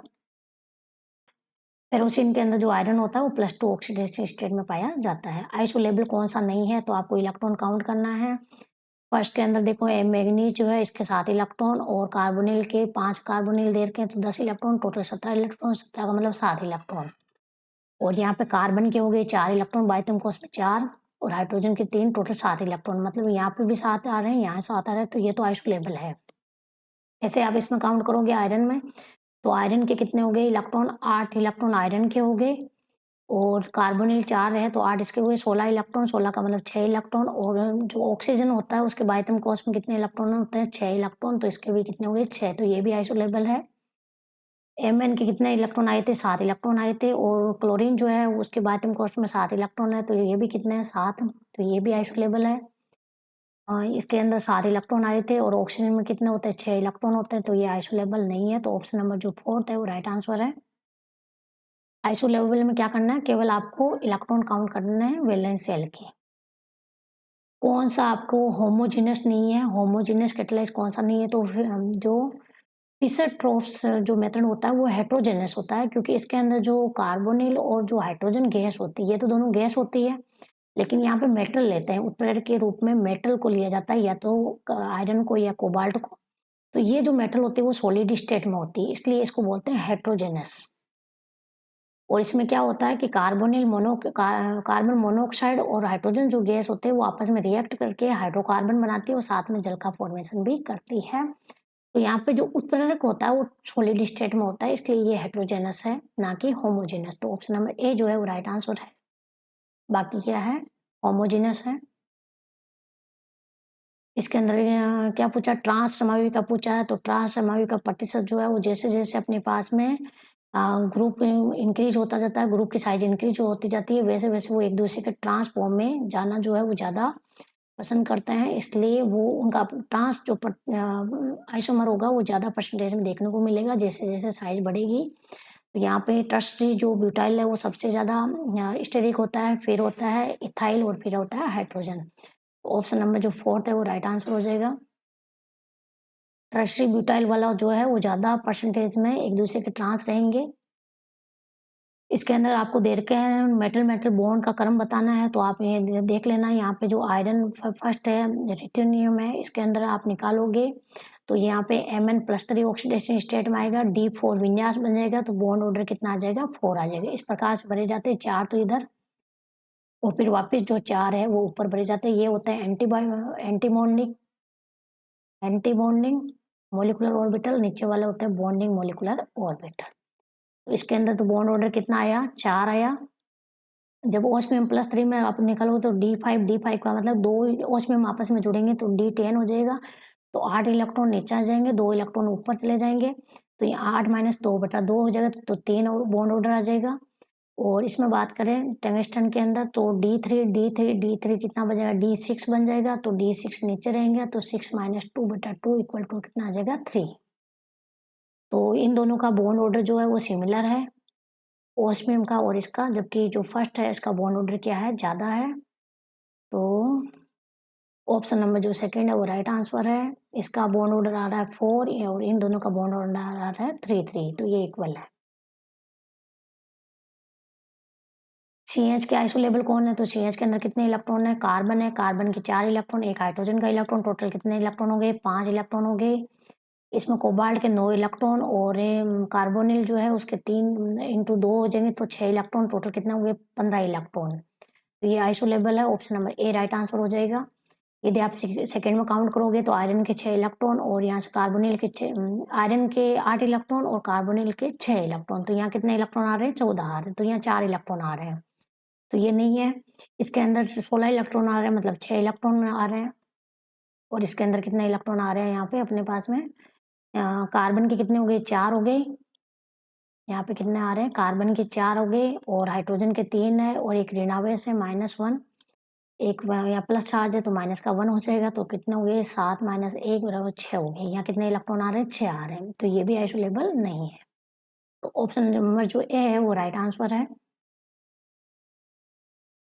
यहाँ आपको ये तो सीधा याद ही होगा कि मोनेस्टो जो एसिटिक अम्ल होता है उसके अंदर उत्प्रेरक कौन सा होता है, तो ऑप्शन नंबर जो सेकंड है वो राइट आंसर है। RnCO2I2 जो होता है, ये क्या होता है, वाकर प्रक्रम होता है, वाकर प्रक्रम होता है, वेरी इंपॉर्टेंट है, बार बार ये भी पूछा जाता है, ध्यान रखना आपको। और मोनेस्टो एसिटिक एसिड के अंदर जो रोडियम है उसको उत्प्रेरक के रूप में काम में लेते हैं। कार्बोक्सिल पेप्टाइडेज में वो जो मेटल कौन सी होती है, जेडन होती है, और जेडन भी किसके रूप में होती है, +2 के रूप में होती है। और जेडन का काम क्या होता है, पेप्टाइड जो बॉन्ड होता है उसका क्या हाइड्रोलाइसिस करना, और ये जो सी टर्मिनल के जो पेप्टाइड बॉन्ड होते हैं सी टर्मिनल से उनका हाइड्रोलाइसिस करते हैं। तो ऑप्शन नंबर जो सेकंड है वो राइट आंसर है। ये पेप्टाइड बॉन्ड का क्या करते हैं, हाइड्रोलाइसिस करते हैं। अब इसके अंदर आपको क्या करना है कि मिलान करना है कि कौन सी स्ट्रक्चर है। तो सबसे पहले आपको टोटल सभी के अंदर total valence shell electron count करना है। वैलेंस शेल इलेक्ट्रॉन काउंट करने के बाद में फिर आपको निकालना है स्केलेटन इलेक्ट्रॉन पेयर निकालना है। तो स्केलेटन इलेक्ट्रॉन क्या होता है, total valence shell electron -12n, और फिर पेयर निकालना है तो 2 से डिवाइड कर दोगे, तो फर्स्ट के अंदर पेयर कितना आ रहा है, 7, इसका मतलब n+1, मतलब ये कैसा बन रहा है, क्लोजो बन रहा है। सेकेंड के अंदर आप निकालोगे क्लोजो बन रहा है, लेकिन इसके अंदर टोटल अपने पास में कितने है, यहाँ पे 6 है, तो इसको बोलेंगे क्लोजो 6 बोल देंगे। सेकेंड जो है, सेकेंड के अंदर टोटल वैलेंस शेल इलेक्ट्रॉन निकाल लोगे आप, और फिर पेयर कितना आ रहा है, 7 पेयर आ रहा है, और यहाँ पे स्ट्रक्चर बन रही है, नीडो बन रही है। इसी प्रकार थर्ड के अंदर निकालोगे तो थर्ड के अंदर भी क्लोजो आ रहा है, लेकिन यहाँ पे जो वर्टिस है वो कितनी है, 5 है। कार्बन जो फ्रेमवर्क कितना है, 5 है, इसलिए इसको बोलते हैं क्लोजो 5 वर्टिस। तो फर्स्ट जो है वो क्लोजो आ रहा है, लेकिन 6 वर्टिस के साथ में, तो फर्स्ट के अंदर तो सेकंड आ जाएगा। जो सेकंड है, सेकंड क्या आ रहा है, नीडो आ रहा है। सेकंड क्या आ रहा है, नीडो आ रहा है, तो ये एक से मैच हो जाएगा। थर्ड क्या आ रहा है, थर्ड क्लोजो आ रहा है, क्लोजो 5 वर्टिस आ रहा है, और इसको आप निकालोगे तो ये आगे जाएगा आर्केनो।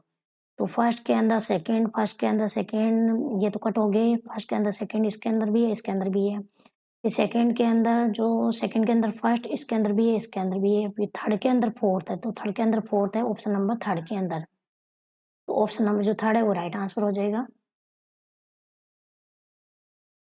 आपको बताना है इलेक्ट्रॉन ट्रांसफरेज कौन सी स्पीशीज है। तो इलेक्ट्रॉन का ट्रांसफरेज कौन सा, ऑप्शन नंबर जो सेकंड है वो राइट आंसर हो जाएगा। वो जो रोडेक्सिन है और ब्लू कॉपर प्रोटीन है, आयरन सल्फर प्रोटीन है, इन सब का काम क्या होता है, इलेक्ट्रॉन का ट्रांसफर करना।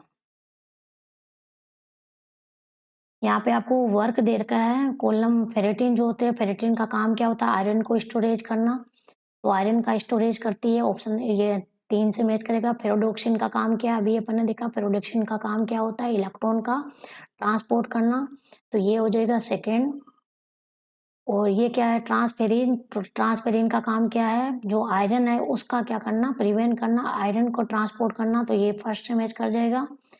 और फिर अपने पास में क्या बनेगा, copper zinc super oxide, super oxide, तो ये जो है वो फोर्थ ऑप्शन से मैच करता है। फर्स्ट के अंदर थर्ड, फर्स्ट के अंदर थर्ड, ऑप्शन थर्ड में है और फोर्थ में है। फिर सेकंड के अंदर सेकंड, सेकंड के अंदर सेकंड, तो फोर्थ ऑप्शन जो है वो राइट आंसर हो जाएगा। वर्क से रिलेटेड क्वेश्चन था। प्लास्टोसाइनिन जो है, प्लास्टोसाइनिन के बारे में कौन सा कथन सत्य नहीं है, तो प्लास्टो जो साइनिन होता है उसके अंदर कॉपर जो है वो कॉपर +1 और +2 में कन्वर्ट होता रहता है, +1 और +2 में कन्वर्ट होता रहता है, तो ये तो गलत हो गया, यहाँ तो 0 दे रखी है। और यहाँ पे जो साइटोक्रोम में जो इलेक्ट्रॉन का ट्रांसपोर्ट होता है वो होता है B6F से होता है, फोटोसिंथेसिस फर्स्ट के अंदर, मतलब P700 के अंदर ट्रांसपोर्ट होता है, तो ये भी सत्य है। यहाँ क्या कह रहा है कि इलेक्ट्रॉन जो होता है अंतिम, फोटो जो सिस्टम सेकेंड है उसमें अंतिम इलेक्ट्रॉन दाता के रूप में कार्य करता है, नहीं, यहाँ पे जो इलेक्ट्रॉन का ट्रांसपोर्ट होता है वो B6F से होता है, फोटो सिस्टम फर्स्ट में होता है ना कि सेकेंड में होता है, तो ये गलत हो जाएगा। तो सत्य नहीं है, एक तो फर्स्ट सत्य नहीं है और एक थर्ड सत्य नहीं है, केवल जो सेकेंड है वो सत्य है। तो फर्स्ट और थर्ड किसके अंदर है, ऑप्शन नंबर फोर्थ के अंदर, तो ऑप्शन नंबर जो फोर्थ है वो क्या हो जाएगा, इस क्वेश्चन का राइट आंसर हो जाएगा। रुब्रेडोक्सिन के अंदर आयरन जो होता है, आयरन कितना होता है, 1 होता है, सल्फर ब्रिज इसके अंदर नहीं होता है, और सिस्टीन की संख्या कितनी होती है, 4 होती है, और ये एक प्रकार की नॉन हिम आयरन प्रोटीन होती है, तो इसके अंदर आयरन होता है 1, सल्फर ब्रिज नहीं होते हैं, 0 होता है, और सिस्टीन के मोलिक्यूल कितने होते हैं, 4 होते हैं, तो ऑप्शन नंबर जो फोर्थ है वो राइट आंसर है।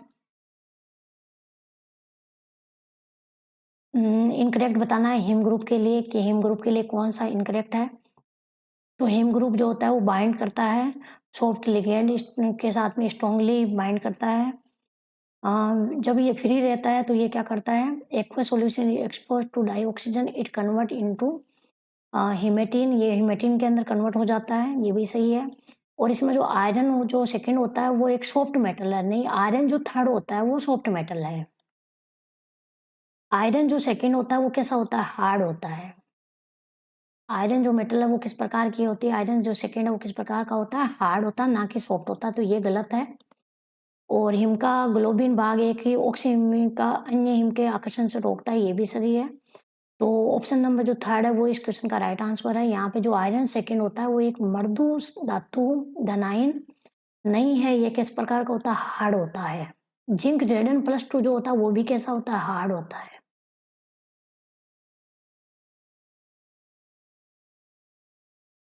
ये आपके क्वेश्चन दे रखा है, हार्ड सॉफ्ट एसिड बेस से रिलेटेड क्वेश्चन है, और वैसे बायो इनऑर्गेनिक से रिलेटेड भी है, दोनों को कंबाइन करके क्वेश्चन पूछा है कि कार्बोनिक एनहाइड्रेट में जिंक जो Zn+2 होता है वो उसके हैलाइड आयन के साथ में अपेक्षित अबंध सामर्थ्य का क्रम क्या होगा। तो Zn जो +2 आयन होता है वो किस प्रकार का होता है, हार्ड होता है, और ये हार्ड के साथ ही इंटरेक्शन करेगा, क्योंकि हार्ड सॉफ्ट जो एसिड बेस सिद्धांत होता है उसमें क्या कहता है, हार्ड हार्ड के साथ में और सॉफ्ट सॉफ्ट के साथ में इंटरेक्शन जो होती है वो क्या होती है, अच्छी होती है, और वो जल्दी से बॉन्डिंग बनती है। तो ये हार्ड होने की वजह से ये हार्ड के साथ इंटरेक्शन करेगा, और हेलोजन के अंदर विद्युतीनता जितनी ज़्यादा होगी वो उतना ही ज़्यादा हार्ड होगा। तो सबसे ज़्यादा फ्लोरीन, फिर क्लोरीन, फिर ब्रोमीन और फिर आयोडीन। ऑप्शन नंबर जो फोर्थ है वो राइट आंसर हो जाएगा। जो Zn+2 आयन होता है वो फ्लोरीन के साथ में इजीली जो है वो इंटरेक्ट करेगा, और जैसे जैसे विद्युतीनता कम होती जाएगी वैसे वैसे हार्डनेस कम होगी, और इसकी इंटरेक्शन जो पावर है वो क्या होती जाएगी, कम होती जाएगी। हिम आयरन प्रोटीन बताना है, तो हिम आयरन प्रोटीन इसमें से है कैटालिसिस कैटालेजी जो होता है वो एक हिम आयरन प्रोटीन होता है। फेरोलॉक्सिन जो है वो आयरन सल्फर प्रोटीन है, नॉन हिम होता है। कैटालेज वाला क्वेश्चन भी शायद दोबारा पूछा गया है, पहले भी पूछा गया था। यहाँ पे पूछा है कोबाल्ट एंजाइम B12 के अंदर आपको बताना है कि कौन सा कहते हैं इस जब इसका समास विखंडन करवाया जाता है, जब होमोलाइटिक क्लीवेज करवाते हैं बॉन्ड का, तो क्या प्राप्त होता है। तो यहाँ पे जो iron plus cobalt plus 3 oxygen अवस्था है ये प्राप्त नहीं होती, क्यों आयरन यहाँ पे जो कोबाल्ट प्लस 2 के अंदर पाया जाता है। कोबाल्ट जो होता है वो किस ऑक्सीडेशन स्टेट में रहता है, +2 में रहता है।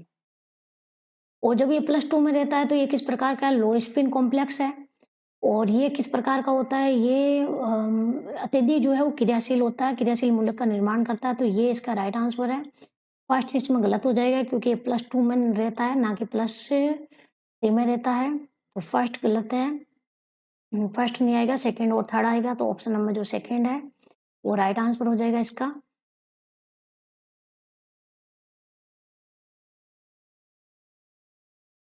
सॉरी, यहाँ पे जो लो स्पिन प्राप्त नहीं होता ये पहले से ही लो स्पिन रहता है।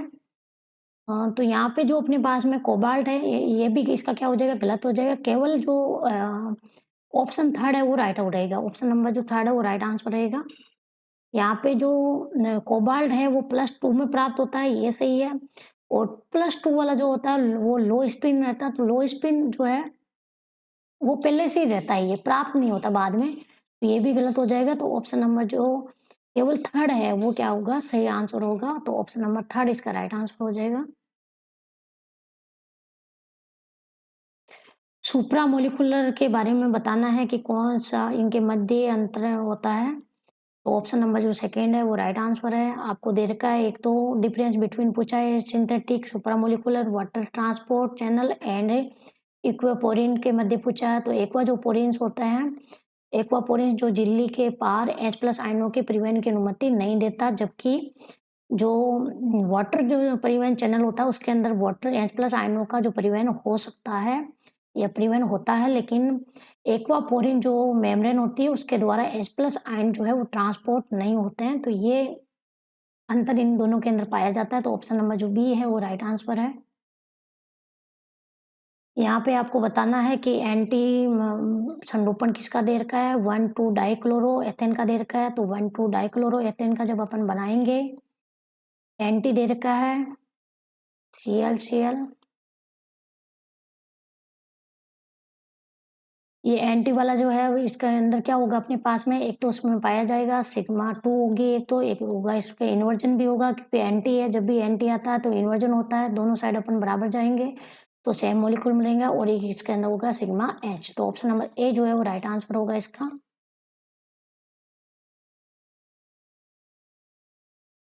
यहाँ डाइबोरेन दे रखा है, डाइबोरेन का पॉइंट ग्रुप पता होना चाहिए। तो डाइबोरेन का पॉइंट ग्रुप होता है D2H। Option number third right answer हो जाएगा। डाइबोरेन के अंदर D2H पॉइंट ग्रुप पाया जाता है।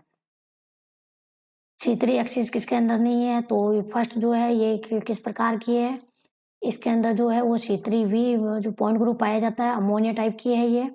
तो इसके अंदर C3 पॉइंट है। अब ये टेट्राहेड्रल है, इसके अंदर भी C3 है। और ये जो H3O+ है ये पिरामिडली है, मतलब C3V मतलब वाटर अमोनिया के समान इसकी भी हो जाएगी, तो इसमें भी C3 है। लेकिन ClF3 जो होता है वो कैसा होता है, टी शेप्ड होता है, और इसके अंदर जो है वो C2 पाई जाती है, ना कि C3 पाई जाती है। तो ऑप्शन नंबर जो फोर्थ है वो राइट आंसर हो जाएगा। C2 से बिंदु समूह की अपने को जो करेक्टर टेबल है उसमें कितने एलिमेंट्स होते हैं, तो C जो N होता है उसके अंदर एलिमेंट्स होते हैं। एक तो अपने पास में Cn के अंदर, एक तो Cn होगा खुद, और एक होगा आइडेंटिटी होगा E होगा। तो यहाँ पे एक तो होगा C2 और एक होगा E, तो दो ही यहाँ पे पॉइंट एलिमेंट्स होंगे। तो ऑप्शन नंबर जो सेकंड है वो राइट आंसर हो जाएगा। Cn के अंदर दो पॉइंट ग्रुप होते हैं, दो जो सिमेट्री एलिमेंट्स होते हैं, एक तो होता है Cn होता है, एक होता है आइडेंटिटी। यहाँ पे C2 और E दो ही होंगे, तो option number second right answer हो जाएगा। यहाँ पे आपको दे रखा है POCl3, तो POCl3 जो है वो अमोनिया के समान, इसके अंदर C3V जो है वो पॉइंट ग्रुप होता है, और C3 जो V है उसकी करेक्ट टेबल यदि आपको याद थी तो आप इसको आसानी से कर सकते थे। तो इसके अंदर ऑप्शन नंबर जो सेकंड है वो राइट आंसर है। इसमें A1 और E जो होता है वो क्या होते हैं अपने पास में, रमन और IR एक्टिव होते हैं।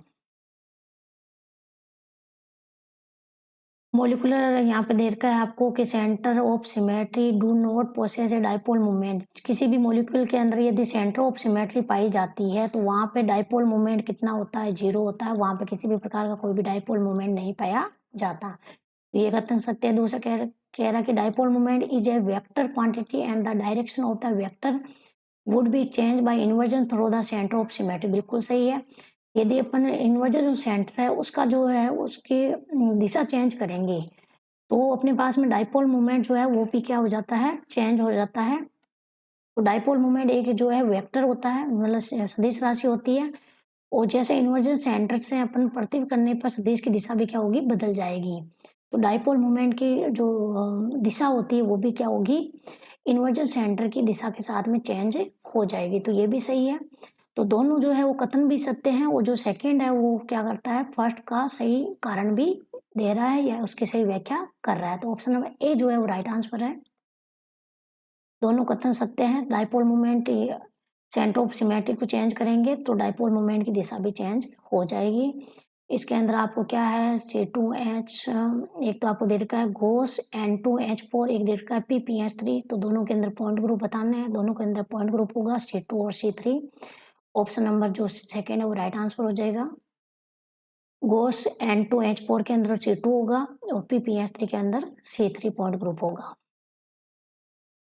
C2V, तो C2V की करेक्टर टेबल भी आपको याद होनी चाहिए। C2V के अंदर अपने पास में ये बोल रहा है इरिड्यूसिबल रिप्रेजेंटेशन कितने होते हैं, तो इरिड्यूसिबल रिप्रेजेंटेशन 4 होते हैं। कौन कौन से, A1, A2 और B1, B2। टोटल कितने होंगे, 4 होंगे। तो ऑप्शन नंबर जो फोर्थ है वो राइट आंसर हो जाएगा। C3V के अंदर ऑर्डर बताना है। ऑर्डर क्या होता है, 2n होता है। तो यहाँ पे n कितना दे रखा है, 3 दे रखा है। तो 3 इंटू 2 कितना हो गया, 6। तो यहाँ पे ऑर्डर कितना आ जाएगा, 6। ऑप्शन नंबर जो सेकेंड है वो राइट आंसर हो जाएगा। यहाँ पे क्या कर रहा है, ऑपरेशन कर रहे हैं। जब आप ऑपरेशन जो है वो इस दिशा से होगा। जब आप x, y और z है इसके ऊपर आप ऑपरेशन करोगे C2x का, तो केवल x जो है कांस्टेंट रहेगी, ये दोनों चेंज होंगे। तो x माइनस वाई और माइनस जेड। अब इसके ऊपर आप ऑपरेशन लगाओगे C2y का, तो केवल y कांस्टेंट रहेगी, x चेंज हो जाएगा, और y कांस्टेंट रहेगी और z चेंज हो जाएगा। तो ये कब वो बनेगा, जब अपने पास में z कांस्टेंट रहेगी। C2z यदि है तो z कांस्टेंट रहेगा और ये दोनों क्या हो जाएंगे, चेंज हो जाएंगे। तो इन दोनों का मल्टीप्लिकेशन किसके बराबर आएगा, C2z के बराबर आएगा। तो option number second right answer हो जाएगा। यहाँ क्या दे रखा है आपको, कुछ क्वेश्चन दे रखा है आपको कि 20 संख्याओं के डाटा दे रखे हैं। इनका आपको माध्य दे रखा है, माध्य के विचलन दे रखा है, और 35 जो है वो कम, एक संख्या का जो मान है वो 35 कम हो जाता है। तो माध्य में परिवर्तन कितना आएगा। तो सीधा सिंपल यहाँ पे दिमाग लगा के क्वेश्चन करना था कि चेंज इन मीन कितना आ रहा है, कि कितना कम हुआ, -35 का कम हुआ, और बटा टोटल संख्या कितनी थी, 20 थी। तो आपको कितना सम के अंदर कितना डिक्रीज आया, और टोटल नंबर ऑफ आइटम कितने थे, तो उनको डिवाइड करोगे तो -1.75 का परिवर्तन आएगा। तो option number second right answer है। ये तो इसको थोड़ा सा दिमाग लगा के क्वेश्चन करना था। अब इसके अंदर भी इसके अंदर ऑप्शन नंबर जो फोर्थ है वो राइट आंसर होगा। इसको आप एक बार देख लेना, सोल्व कर लेना। यहाँ क्या दे रखा है, क्रोमेटोग्राफी दे रखा है। यहाँ पे set of functional groups are commonly used in bounded phase packing material in partition chromatography. तो पार्टीशन क्रोमेटोग्राफी के अंदर कौन से जो मॉलिक्यूल्स है उनका मोस्टली यूज किया जाता है। तो पार्टीशन क्रोमेटोग्राफी के अंदर मोस्टली यूज करते हैं C8 और C18 जो कार्बन चेन के कंपाउंड्स होते हैं उनका यूज करते हैं, और कीटोन जो कार्बोनिल कंपाउंड है उसका यूज किया जाता है। तो ऑप्शन नंबर ए जो है राइट आंसर है। ऑक्टिल, ऑक्टाडेकिल और कीटोन का जो है वो इसके अंदर यूज किया जाता है पार्टीशन क्रोमेटोग्राफी में। AAS एटॉमिक एब्जॉर्बेंस स्पेक्ट्रोस्कोपी, तो ये किस पर आधारित होती है, ये आधारित होती है कि जो एब्जॉर्बेशन की मूल अवस्था के परमाणु द्वारा प्रकाश की विशिष्ट तरंगदैर्घ्य का अवशोषण, इसके अंदर जो है वो प्रकाश जो होती है अपने पास में, जो लाइट होती है उसका एब्जॉर्बेंस तो होगा, लेकिन कौन सी स्टेट में होगा कि एटम जो है वो ग्राउंड स्टेट में होना चाहिए। तो ऑप्शन नंबर थर्ड जो है वो राइट आंसर है। एटॉमिक एब्जॉर्बेंस स्पेक्ट्रोस्कोपी के अंदर जो एटम लाइट का जो एब्जॉर्बेंस करेगा वो ग्राउंड स्टेट के अंदर करेगा। ये आपको दे रखा है, क्रोमेटोग्राम दे रखा है, इसके अंदर आपको निकालना है, रिजोल्यूशन निकालना है। तो रिजोल्यूशन इक्वल टू क्या होगा कि इनके बीच की जो डिस्टेंस है और बटा इनके जो वेट है, उनकी जो लेंथ, इनकी विड्थ है, चौड़ाई के अंदर कितना चाहिए, इनकी चौड़ाई कितनी है। तो यहाँ पर आपको निकालना है एवरेज, आपको निकालना रेशियो निकालना है डिस्टेंस में चेंज बटा इनकी विड्थ, इन दोनों को योग करना है। और ये जो है इन दोनों का रेशियो क्या कहलाता है, रिजोल्यूशन कहलाता है। अब यहाँ पे 2 ही अपने को दे रखा है, इसलिए इसको किससे मल्टीप्लाई करेंगे, 2 से मल्टीप्लाई करेंगे। यहाँ पे 2 पिक दे रखी है, इसलिए 2 पिक से 2 से मल्टीप्लाई करेंगे। तो ऑप्शन नंबर थर्ड जो है वो राइट आंसर हो जाएगा इसका। ऊपर लिखना है डिस्टेंस का चेंज और नीचे लिखना है टोटल विड्थ। कौन सा जो है इनमें से एनालिटिकल टेक्निक है जो यूज की जाती है, वो एक्सोथर्मिक और एंडोथर्मिक प्रोसेस को विभेद करने में। तो एंडोथर्मिक और एक्सोथर्मिक जो प्रोसेस है उनका विभेदन किया जा सकता है DTA के द्वारा। ऑप्शन नंबर जो सेकेंड है वो राइट आंसर है।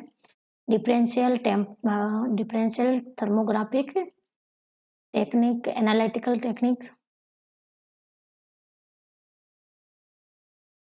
यहाँ पे क्या दे रखा है कि परफेक्टली सिमेट्रिकल दे रखा है। परफेक्टली जो सिमेट्रिकल डाटा यदि दिए हुए हैं तो उनके अंदर मीन, मोड और मिडन तीनों जो होते हैं वो क्या होती है, इक्वल होती है। ऑप्शन नंबर जो 4 है वो राइट आंसर हो जाएगा। जो परफेक्टली सिमेट्रिकल होगी उसके अंदर माध्य, माध्यिका और बहुलक तीनों क्या होते हैं, इक्वल होते हैं।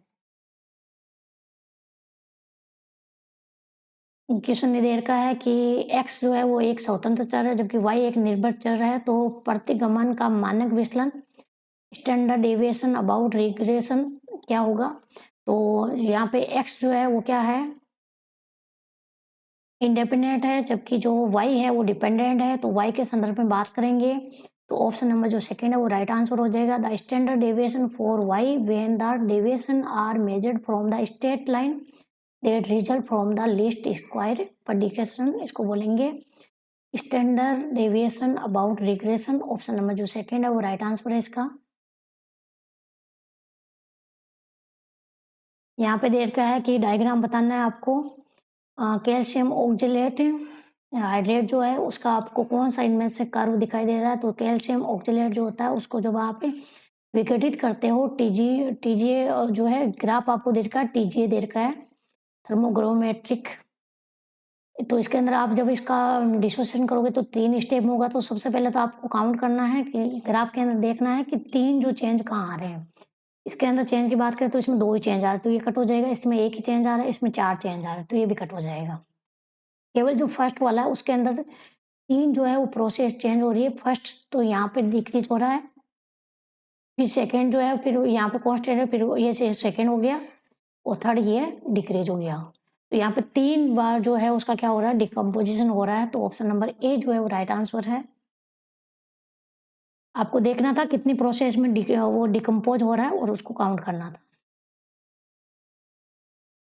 इसको आप सोल्व कर लेना, देख लेना। मेरे हिसाब से तो ऑप्शन नंबर जो थर्ड है वो राइट आंसर होना चाहिए। यहाँ पे पूछा रिटेंशन टाइम दे रखा TR और माइग्रेशन टाइम दे रखा TM, और पूछा है यहाँ पे रिटेंशन फैक्टर पूछा। तो रिटेंशन फैक्टर इक्वल टू होता है retention time minus migration time upon migration time. तो ऑप्शन नंबर ए जो है वो राइट आंसर है। रिटेंशन फैक्टर इक्वल टू क्या होगा, retention time minus migration time upon migration time.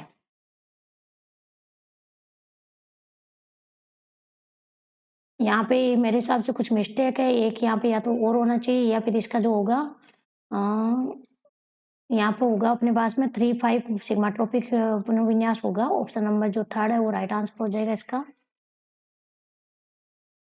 यहाँ पे 1, 2, 3, 4 और 5, तो यहाँ पे अपने पास में अटैच हो रहा है 5 पे, और यहाँ पे 1, 2, 3, तो यहाँ पे मेरे हिसाब से यहाँ होना चाहिए 3-5 सिग्माट्रोपिक होना चाहिए। फिर भी आप देख लेना एक बार, इसको कंफर्म नहीं है। डी-एल्डर रिएक्शन तो आप सभी जानते होंगे। डी-एल्डर रिएक्शन के अंदर जो डाइईन होने चाहिए वो किस फॉर्म में होनी चाहिए? सिस फॉर्म में होनी चाहिए। यदि ट्रांस है तो या तो उसमें रोटेशन होना चाहिए। यदि रोटेशन पॉसिबल नहीं है तो वो डी-एल्डर रिएक्शन नहीं देंगे। तो कौन सा उपयुक्त नहीं है? इसमें सिस है, ये देगा। इसमें भी सिस है। यहाँ पे क्या होगा? कार्बन कार्बन सिंगल बॉन्ड है तो यहाँ पे रोटेशन हो जाएगा, तो ये भी सिस में कन्वर्ट हो जाएगा, ये भी देगा। लेकिन यहाँ पे जो है वो रिंग की वजह से जो है रोटेशन पॉसिबल नहीं है और ये ट्रांस में ही रहेगा, इसलिए ये नहीं देगा। तो ऑप्शन नंबर जो 4th है वो राइट आंसर है। ट्रांस जो डाइईन होती है वो डी-एल्डर रिएक्शन प्रदर्शित नहीं करते हैं।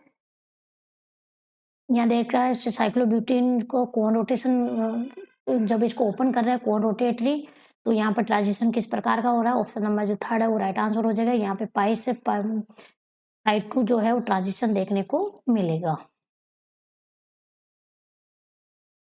सोमेलेट हाउसर पुनर्विन्यास, इसके बारे में कौन सा कथन सही है? तो यहाँ पे ये जो बी कथन है ये गलत है, क्योंकि ये जो है वो सोमलेट हाउसर जो पुनर्विन्यास रीअरेंजमेंट होता है वो बेसिक मीडियम में होता है, जबकि यहाँ अम्लीय मीडियम दे रखा है, ये गलत है। बाकी सब सही है। ये 2-3 सिग्मा ट्रोपिक होता है और ये सारी माध्यम में होता है, ये भी सही है। अम्लीय माध्यम में नहीं होता है। तो ए और जो सी है वो सही है। ए और सी सही है। ऑप्शन नंबर ए जो है वो राइट आंसर है। यहाँ पे उत्पाद क्या बनेगा? तो यहाँ पे उत्पाद अपने पास में देखो, इसको में भी डाउट है, आप एक बार देख लेना।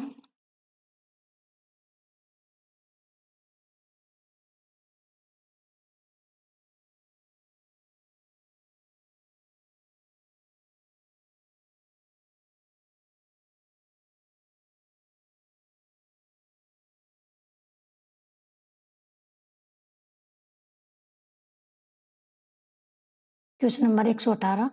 118 के अंदर क्वेश्चन क्या हो जाएगा कि पेरिसाइक्लिक रिएक्शन दे रखी है आपको और यहाँ पे बताना है कि कौन सी कंडीशन जो है वो लागू हो रही है। तो सबसे पहले जब इसके अंदर ये सिस्टम कैसा है? 4n सिस्टम है और 4n सिस्टम पे जब थर्मली करेंगे तो कौन रोटेशन होगा? वो यहाँ पे कौन सा सिस्टम है? ये 4n सिस्टम है। तो कौन रोटेशन होगा थर्मली? तो यहाँ पे अपने ट्रांस जो है वो ये दोनों जो मॉलिक्यूल होंगे वो क्या चले जाएंगे? ट्रांस में चले जाएंगे दोनों ग्रुप, और फिर उसके बाद में वापस उसका करवाएंगे थर्मली। तो ये अब बन गया 4n+2 सिस्टम और 4n+2 सिस्टम बन गया। तो यहाँ पे दोनों हाइड्रोजन जो है वो तो सिस रहेंगे, लेकिन ये दोनों मेथिल ग्रुप एक दूसरे क्या रहेंगे? ट्रांस रहेंगे। तो यहाँ पे भी क्या लग रहा है? थर्मली। तो दोनों कंडीशन में यहाँ पे थर्मली जो है वो कंडीशन फॉलो हो रही है। तो ऑप्शन नंबर ए जो है वो राइट आंसर हो जाएगा। अगला क्वेश्चन दे रखा है डी-एल्डर रिएक्शन के अंदर कौन सा प्रोडक्ट बनेगा? तो ऑप्शन नंबर जो 2nd है वो राइट आंसर हो जाएगा। यहाँ पे डी-एल्डर रिएक्शन कराओगे आप तो ये ऑप्शन जो है वो परफेक्ट देखने को मिलेगा। इन रिएक्शन के अंदर बताना है कि कौन सी इंट्रैक्शन होती है। तो इन रिएक्शन के अंदर जो इनोफाइल होता है उसका तो लेता है लोमो और जो इन होता है उसका लेते हैं होमो। तो option number 2nd right answer है। इन जो होती है उसका होमो काम में लेते हैं और जो इनोफाइल है उसका जो लुमो होता है उनके बीच में इंट्रैक्शन देखने को मिलती है। ये रिएक्शन दे रखी है। यहाँ पे देखो क्या दे रखा है? सोडियम बोरोहाइड्रेट दे रखा है। सोडियम बोरोहाइड्रेट केवल जो है वो किसका रिडक्शन करता है? एल्डिहाइड या कीटोन का रिडक्शन करता है केवल। ये ना तो एसिड का रिडक्शन करता है ना ही एस्टर का रिडक्शन करता है। तो एस्टर का रिडक्शन नहीं करेगा, केवल इसको किस में चेंज करेगा? एल्कोहल में चेंज करेगा। केवल ये कार्बोनिल यौगिक जो है एल्डिहाइड और कीटोन है उनका रिडक्शन करता है और उसको चेंज करता है किसमें? OH के अंदर चेंज करते हैं। और ये जो एल्डिहाइड है उसका ज़्यादा रिडक्शन करते हैं कीटोन की तुलना में, लेकिन यदि इसको लूचे रिएजेंट के रूप में काम में ले तो ये एल्डिहाइड का रिडक्शन कीटोन की तुलना में ज़्यादा होगा। तो यहाँ पे देखो केवल इसका रिडक्शन, इसके अंदर दोनों का रिडक्शन कर दिया। इसमें तो केवल एस्टर का किया, इसमें दोनों का रिडक्शन कर दिया और इसके अंदर भी रिडक्शन एस्टर का कर दिया। तो ऑप्शन नंबर जो 3rd है वो राइट आंसर है। एस्टर का रिडक्शन नहीं करेगा सोडियम बोरोहाइड्रेट, केवल जो है कीटोन ग्रुप का रिडक्शन करेगा। यहाँ पे देखो दे रखा है 1,5 सिग्माट्रोपिक दे रखा है। 1,5 सिग्माट्रोपिक जब एल्काइल शिफ्ट के अंदर 1,5 तो 1,5 किस प्रकार का हो गया? 1,5 को बोलेंगे 4n+2 सिस्टम है और 4n जो 2+ सिस्टम होता है वो थर्मल के अंदर कौन किस प्रकार का होता है? सुप्रा सुप्रा होता है और सुप्रा विथ किसके साथ होता है? रिटेंशन के साथ में होता है। तो यहाँ पे ये जो सिग्माट्रोपिक रीअरेंजमेंट हो रहा है वो सुप्राफिशियल होगा और रिटेंशन के साथ में होगा। तो ऑप्शन नंबर ए जो है वो राइट आंसर है। यदि फोरेन सिस्टम होता और थर्मल कंडीशन होती तो यहाँ पे होता अपने पास में सुप्रा रोटेशन, लेकिन इन्वर्जन के साथ में होता।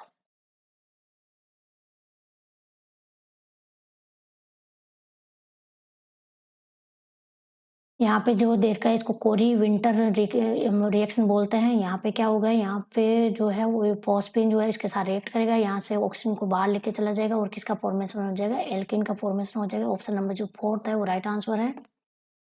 सीधा सीधा यहाँ पे फॉस्फोरस के साथ में ऑक्सीजन चला जाएगा। यहाँ पे अपने को दे रखा है रुथोनियम ट्राइक्लोराइड और सोडियम आयोडाइड दे रखा है। यहाँ पे अपने पास में क्या करता है, इसका क्या काम होता है, इसका काम होता है जो सेकेंडरी अमीन होता है उसको साइक्लिक एमाइड के अंदर कन्वर्ट करना। तो जो इसकी जो सेकंड पोजीशन है उसके ऊपर क्या हो जाएगा, ऑक्सीडेशन हो जाएगा। तो ऑप्शन नंबर जो फोर्थ है वो राइट आंसर हो जाएगा। यहाँ पे क्या दिया हुआ है, एसिड दिया हुआ है, एसिड की रिएक्शन करवा रहे हैं अम्लीय माध्यम में 3 मोल मेथिल लिथियम के साथ में। तो 3 मोल मेथिल लिथियम के साथ में रिएक्ट कराएंगे तो अंतिम प्रोडक्ट एल्कोहल बनेगा। 2 के साथ करेंगे तो कीटोन बनेगा। ये प्रोसेस देख लेना आप। ये जब 2 के साथ में रिएक्ट, सबसे पहले मेथिल आयोडाइड मेथिल लिथियम के साथ रिएक्ट करेगा और फिर बाद में जब 2 मोल के साथ रिएक्ट करा रहा है तो कीटोन बना रहा है, और उसके आगे और जब इसकी रिएक्शन करवा रहे हैं 3 मोल के साथ में तो फाइनली प्रोडक्ट क्या बन रहा है, एल्कोहल बन रहा है। तो ऑप्शन नंबर जो थर्ड है वो राइट आंसर है।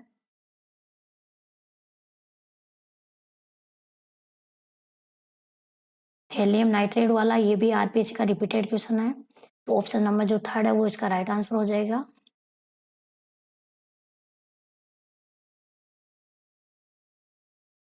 यहाँ पे दे रखा है एल्कीन के ओजोनीय अपघटन से क्या प्राप्त होता है। तो जब एल्कीन का ओजोनीय अपघटन करवाते हैं और मेथिल सल्फाइड के साथ में, तो यहाँ पे अपने पास में ये देता है एल्डिहाइड या कीटोन देता है, कार्बोनिल कंपाउंड देता है।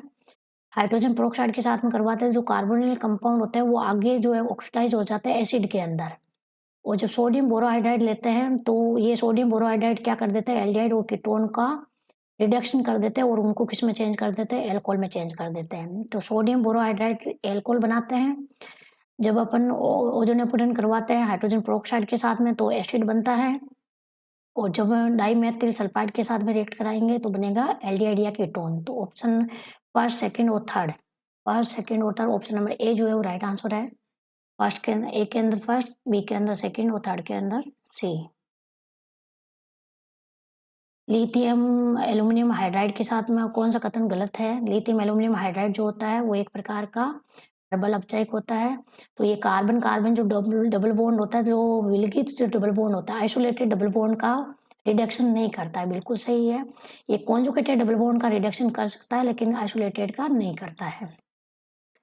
और ये जो लिथियम एल्यूमिनियम हाइड्राइड होता है वो सोडियम बोरोहाइड्राइड की तुलना में प्रबल अपचायक होता है, ये भी सही है। क्योंकि लिथियम एल्यूमिनियम जो हाइड्राइड होता है वो लगभग सभी फंक्शनल ग्रुप का रिडक्शन कर देता है, लेकिन जो सोडियम बोरोहाइड्राइड होता है वो केवल कार्बोनिल यौगिक का रिडक्शन करता है। और ये प्राथमिक एल्किल हैलाइड को चेंज करता है। एल्केन में बिल्कुल सही है। एल्किल हैलाइड की रिएक्ट जब अपचयन करवाएंगे तो ये बनाएगा एल्केन बनाएगा, तो ये भी सही है। और 35 डिग्री सेंटीग्रेड से ऊपर जब लिथियम एल्यूमिनियम हाइड्राइड का सिनेमिक एल्डिहाइड के साथ में अपचयन करवाते हैं तो ये सिनेमिक एल्डिहाइड को जो है डबल बॉन्ड का भी अपचयन कर देगा और इसका भी अपचयन कर देगा। यदि 35 डिग्री सेंटीग्रेड से ऊपर है, यदि यहाँ पे नीचे बोलता कि 35 डिग्री सेंटीग्रेड से नीचे हैं, तब यह केवल रिडक्शन करता कार्बोनिल समूह का, डबल बॉन्ड का रिडक्शन नहीं करता। लेकिन यदि टेम्परेचर 35 डिग्री सेंटीग्रेड से ज़्यादा है तो ये क्या कर लेता है, सिनेमिक जो सिनेमिक एल्डिहाइड है उसके अंदर जो एल्डिहाइड ग्रुप है उसका भी अपचयन करेगा और डबल बॉन्ड का भी अपचयन करेगा। तो ये गलत है। तो ऑप्शन नंबर जो सेकेंड है वो राइट आंसर है।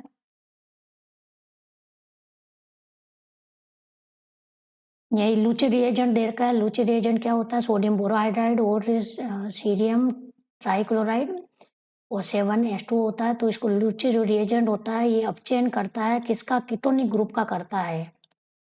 किसकी प्रेजेंस में, यदि एल्डिहाइड ग्रुप भी प्रेजेंट है तो ये किसका अपचयन करेगा, कीटोन का करेगा, यदि सीमित मात्रा में दे रखा है तो ये कीटोन का करता है, ना कि एल्डिहाइड का करता है। एल्डिहाइड का तब करता है जब यदि एक्सिस में दिया हुआ है। तो एक्सिस में दिया हुआ नहीं है, यहाँ पे 1 मोल की बात करता है, तो ये एल्डिहाइड का ना करके किसका करता है, कीटोन का करता है। जबकि यदि केवल सोडियम बोरोहाइड्राइड दिया हुआ होता तो सोडियम बोरोहाइड्राइड पहले किसका अपचयन करता है, एल्डिहाइड ग्रुप का करता है और फिर बाद में करता है कीटोन का। लेकिन यहाँ लुचिस जो रिएजेंट है वो कीटोन का अपचयन करेगा और कीटोन को चेंज करेगा OH के अंदर। तो इसके अंदर तो दोनों देर का दोनों नहीं होगा, इसमें केवल एल्डिहाइड का देर का ये भी नहीं होगा। इसके अंदर डबल बॉन्ड का देर का, डबल बॉन्ड का तो अपचयन करता ही नहीं है। और ऑप्शन नंबर जो 4th है वो राइट आंसर हो जाएगा। लुचिस जो रिएजेंट होता है वो एल्डिहाइड की प्रेजेंस में कीटोन का क्या करता है, रिडक्शन करता है। वाकर प्रक्रम, तो वाकर प्रक्रम के अंदर आप सभी जानते होंगे पीडी जो होता है उसका यूज किया जाता है। तो यहाँ पे PdCl2 और CuCl2 पीडी का प्राइमरी के रूप में और इसका सेकेंडरी के रूप में कैटलिस्ट के रूप में यूज किया जाता है। और इसके अंदर क्या होता है, जो एथीन होती है वो एसिटाल्डेहाइड बनाती है, ये भी सही है। और इसके अंदर जो PD+2O के मध्य पाई संकुल के माध्यम से जो एल्किन और PD+2 के मध्य पाई संकुल के माध्यम से रिएक्शन संपन्न होती है। और यहाँ पे जो CuCl2 है ये ऑक्सीकारक होता है, क्योंकि यहाँ पे जो अपने पास में PD जो 0 हो जाता है इसको ये वापस कन्वर्ट कर देता है PD2+ के अंदर। तो ये ऑक्सीकारक के रूप में यूज होता है। तो चारों जो ऑप्शन है वो सही है। तो ऑप्शन नंबर जो 4th है वो राइट आंसर है। वाकर प्रक्रम के अंदर PD का ध्यान रखना है स्पेशली आपको। यहाँ दे रखा है, यहाँ पे आपको दे रखा है कॉपर जो लिथियम कंपाउंड दे रखा है, कॉपर लिथियम कंपाउंड क्या करेगा, यहाँ से हेलोजन रिमूव हो जाएगा और यहाँ पे जो ब्यूटाइल ग्रुप है वो इसकी पोजीशन पे आके लग जाएगा। तो यहाँ हेलोजन रहेगा नहीं, डबल बॉन्ड का डबल बॉन्ड बना हुआ रहेगा। केवल यहाँ पे एडिशन किसका होगा, एल्किल ग्रुप का एडिशन होगा। तो ये भी नहीं होगा और ये भी नहीं होगा। ऑप्शन नंबर जो 2nd है वो राइट आंसर हो जाएगा।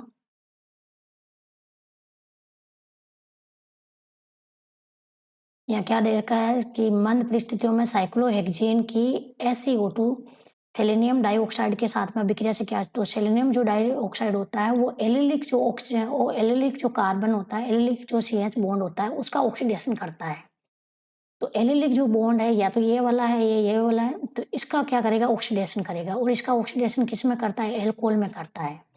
तो यहाँ पे अपने पास में बन जाएगा 3 हाइड्रोक्सी साइक्लोहेक्सेन। ऑप्शन नंबर जो 2nd है वो राइट आंसर हो जाएगा। सेलेनियम जो ऑक्साइड होता है वो एलाइलिक जो CH बॉन्ड होता है उसका क्या करता है, ऑक्सीडेशन करता है। यहाँ पे क्या होगा अपने पास में, सबसे पहले तो यहाँ पे रिएक्टर बेस के साथ में रिएक्ट करेगा, 2 मोल BH दे रखा है। तो यहाँ पे दोनों हाइड्रोजन यहाँ से रिमूव हो जाएंगे और ये बारी बारी से आके 2 बार इसके साथ में लग जाएंगे। तो ये साइकिल बना लेंगे, साइक्लो ब्यूटेन बना लेंगे। तो ऑप्शन नंबर ए जो है वो राइट आंसर हो जाएगा, साइक्लो ब्यूटेन बनेगी। और यहाँ पे जो ये ग्रुप है वो क्या कर रहे हैं, यहाँ पे जलापटन के साथ में जलापटन करवाएंगे तो ये किस में चेंज हो जाएंगे, एसिड में चेंज हो जाएंगे।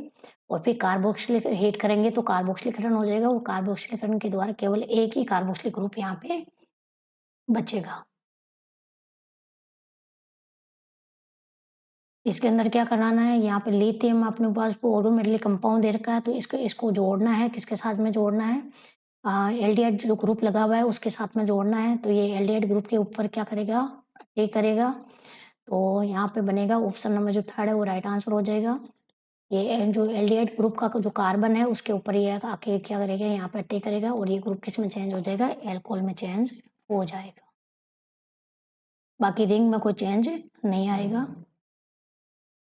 यहाँ पे अपने को दे रखा है कि इसके लिए बताना है कि जो प्रोडक्ट बनेगा कौन सा स्टेटमेंट यहाँ पे क्या है, इंटरमीडिएट से फाइनल प्रोडक्ट बन रहा है। तो यहाँ पे बताना कि कौन सा जो है वो स्टेटमेंट सही है।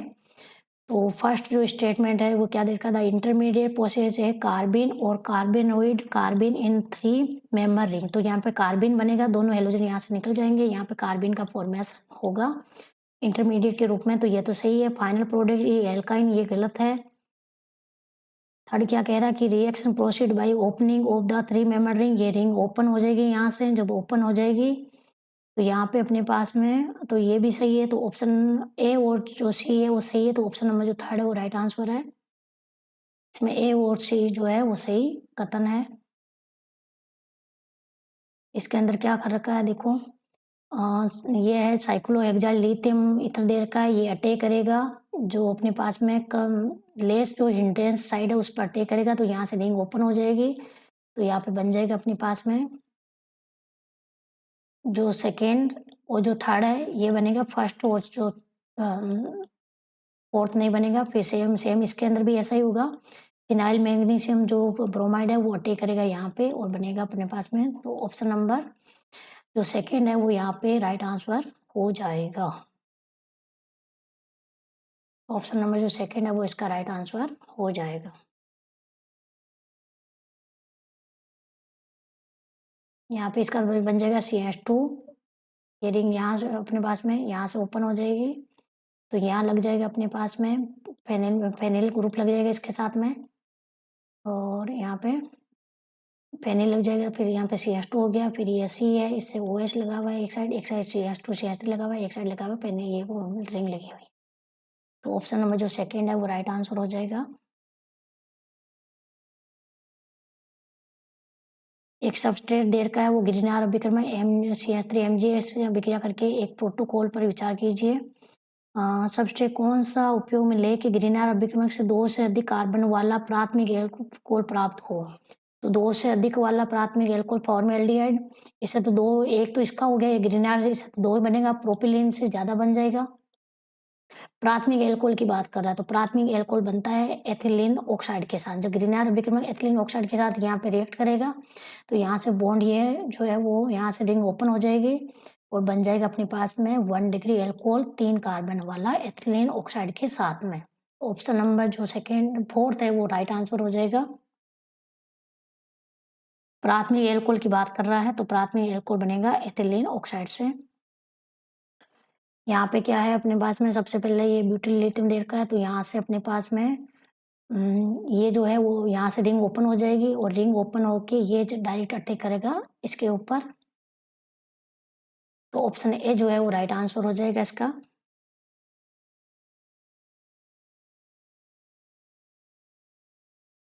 तरतीय ब्यूटिल एल्कोहल की देर का रिएक्शन दे रखी है आपको बताना है कि तरतीय ब्यूटिल एल्कोहल जो है किन का सही उपयोग इससे ये बन रहा है, तो कौन कौन से स्टेप जो है वो सबसे पहले काम में लिए जाएंगे। तो सबसे पहले तो क्या करेंगे, जो एल्कोहल है एल्कोहल को चेंज करेंगे हैलाइड के अंदर। तो इसको जो हैलाइड के अंदर चेंज करने के लिए रिएक्शन कराएंगे HCl के साथ में, जिससे ये हैलाइड बन जाएगा। फिर इसकी रिएक्शन कराएंगे मैग्नीशियम से, जिससे बन जाएगा MgCl बन जाएगा। इसको पूरे ग्रुप को अपन ने ले लिया R, तो R MgCl बन जाएगा। और उसके बाद में इसकी रिएक्शन किससे करवाएंगे, CO2 से रिएक्शन करवाएंगे। तो CO2 से जब इसकी रिएक्शन कराएंगे तो एसिड बन जाएगा, और जब उसका हाइड्रोलाइसिस करवाया जाएगा, जलपठन करवाया जाएगा, तो क्या बन जाएगा, एसिड बन जाएगा। तो सबसे पहले तो काम में लेंगे डी को। डी तो एक में ही दे रखा है, ऑप्शन नंबर जो फोर्थ है वो राइट आंसर हो जाएगा। सबसे पहले डी, फिर सी, फिर ए और फिर बी। सबसे पहले आपको ग्रीनर अभिक्रमक बनाना है और उसके बाद में उसकी रिएक्शन CO2 से कराओगे। जब ग्रीनर अभिक्रमक की रिएक्शन CO2 से करवाते हैं तो प्रोडक्ट क्या बनता है, एसिड बनता है। यहाँ पे रिएक्शन दे रखी है, सबसे पहले आपको बेस दे रखा है सोडियम हाइड्राइड दे रखा है, तो ये क्या करेगा, यहाँ से प्रोटॉन को एक्सेप्ट कर लेगा और यहाँ पे रिनाइन बना देगा। और फिर ये जो रिनाइन है ये अटैक करेगा इसके कार्बोनिल के कंपाउंड के ऊपर, और फिर इसका आप जलपीड़न करवाओगे और डीकार्बोक्सिलेशन करवाओगे, तो ऑप्शन नंबर जो सेकेंड है वो प्राप्त हो जाएगा। इनोलेट बना के इसकी रिएक्शन करवानी है। कौन सा कथन सत्य नहीं है, तो पेटर्नो जो ब्यूची रिएक्शन होती है वो 2+2 साइक्लोएडिशन रिएक्शन है, ये तो सही है। किटीन और एल्कीन का 2+2 साइक्लोएडिशन तापीय परिस्थितियों में होता है, थर्मल कंडीशन में होता है, ये भी सही है। और पेटर्नो ब्यूची जो अभिक्रिया होती है वो स्टेरियो स्पेसिफिक होती है, बिल्कुल है। जितनी भी जो पेरिसाइक्लिक रिएक्शन है वो सारी क्या होती है, स्टेरियो स्पेसिफिक होती है।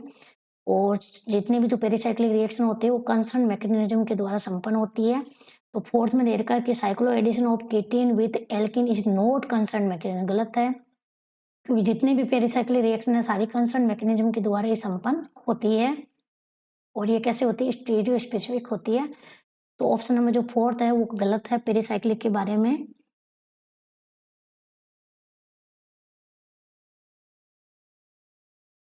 यहाँ क्या दे रखा है अपने को, सोडियम मेलानोइक एस्टर दे रखा है और सोडियम मेलानोइक एस्टर चेंज हो रहा है साइक्लोब्यूटेन कार्बोक्सिलिक एसिड के अंदर। तो ये किस प्रकार से चेंज होगा, तो सबसे पहले तो यहाँ पे क्या करते हैं अपने पास में आपको ये दे रखा है कि सॉल्ट दे रखा है तो इसकी रिएक्शन सबसे पहले करवाएँगे 1,3 डाई ब्रोमो प्रोपेन से करवाएँगे। पहले जो क्वेश्चन आ रखा है वो सेम ही क्वेश्चन है। 1,3 डाई ब्रोमो प्रोपेन से जब इसकी रिएक्शन करवाएँगे और फिर बाद में इसका क्या करेंगे, सोडियम इथोक्साइड से रिएक्शन करवा देंगे। तो सोडियम इथोक्साइड से ये एक और हाइड्रोजन को जो है यहाँ से निकाल देगा और फिर 1 मोल और इसका जो है वो रिएक्ट कर लेगा और फिर इसका क्या करवाते हैं, जल अपघटन करवाते हैं और सबसे लास्ट में इसका डीकार्बोक्सिलेशन करवा देंगे। यहाँ से डीकार्बोक्सिलेशन करवाएँगे तो ये जो 2 ग्रुप है, उनमें से एक जो COOH ग्रुप बाहर निकल जाएगा, केवल एक ही COOH ग्रुप बचेगा। तो सबसे पहले सी को काम में लेंगे तो ऑप्शन नंबर 3 जो है राइट आंसर हो जाएगा, क्योंकि सी वाला ऑप्शन एक ही दे रखा है सबसे पहले, और भी कार्बोक्सिलेशन सबसे लास्ट में करेंगे। सबसे पहले क्या करेंगे, एल्किल हैलाइड का रिएक्शन करवाएंगे एल्किल हैलाइड की। फ्लोरोसेंट प्रकृति का उपक्रम बताना है, तो फ्लोरोसेंट प्रकृति क्या होती है, इलेक्ट्रॉन जो डोनेटिंग ग्रुप होते हैं उनकी फ्लोरोसेंट प्रकृति ज़्यादा होती है, फिर नॉर्मल वाले और फिर इलेक्ट्रॉन विड्रॉइंग ग्रुप। तो ऑप्शन नंबर जो सेकंड है वो राइट आंसर हो जाएगा। सबसे ज़्यादा यहाँ पे एमीन जो होता है वो इलेक्ट्रॉन विड्रॉइंग का काम कर रहा है, इलेक्ट्रॉन डोनेटिंग का काम कर रहा है, जबकि जो एसिडी ग्रुप होता है वो इलेक्ट्रॉन विड्रॉइंग ग्रुप होता है।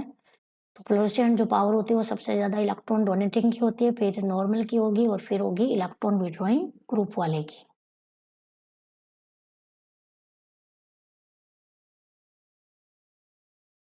इसके अंदर ऑप्शन नंबर जो 3 है वो राइट आंसर होगा। इसको एक बार आप सोल्व कर लेना।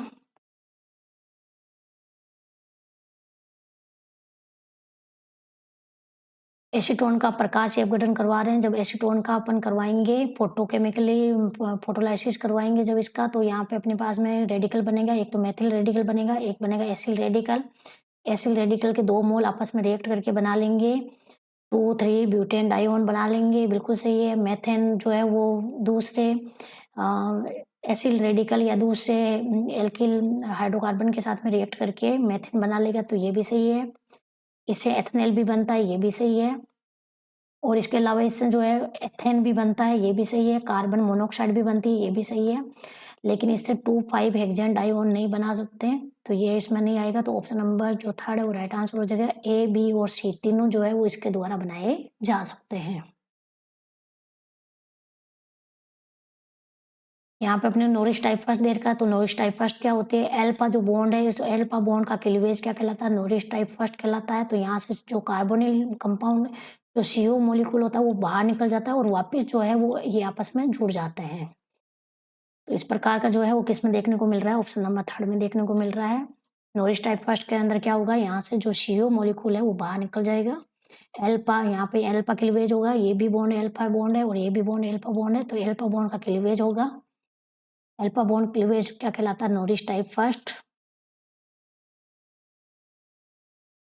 कौन सा अणु जो होता है वो कासा नियम का अपवाद होता है। कासा नियम क्या होता है, कासा नियम ये कहता है कि जितने मोस्टली जो अपने पास में मॉलिक्यूल और रहता है वो ट्रिपलेट स्टेट के अंदर ज़्यादा देर तक रहता है। ट्रिपलेट स्टेट स्टेबल होती है, इसलिए जो मॉलिक्यूल्स होते हैं वो ट्रिपलेट स्टेट के अंदर रहना पसंद करते हैं, जबकि सिंगलेट स्टेट के अंदर रहना पसंद नहीं करते हैं।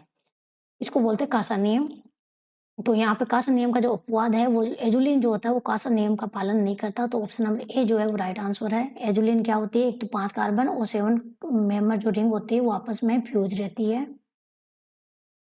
यहाँ पे अपने को तो फोटो लाइसिस दे रखा है। यहाँ पे फोटोलाइसिस जब इसका करवाएंगे अपने पास में, तो यहाँ पे क्या होगा, सबसे पहले तो बॉन्ड विदलन कहाँ से होगा, बॉन्ड का यहाँ पे बॉन्ड का विदलन उस साइड से होगा जहाँ पे बनने वाला जो रेडिकल हो क्या होना चाहिए, मोर स्टेबल होना चाहिए। तो यहाँ पे यदि अपन यहाँ से बॉन्ड का विदलन कराएंगे तो एक रेडिकल तो यहाँ बनेगा, एक ऑक्सीजन के ऊपर बनेगा, तो ये तो कैसा है, सेकेंडरी है। लेकिन यदि बॉन्ड का विदलन यहाँ से करवाते हैं तो एक यहाँ बनेगा और यहाँ तो ये कैसा टर्सरी है, तो बॉन्ड का यहाँ से विदलन हो जाएगा। तो सबसे पहले तो यहाँ पे क्या होगा, रेडिकल बन जाएगा, यहाँ पे ऑक्सीजन के ऊपर रेडिकल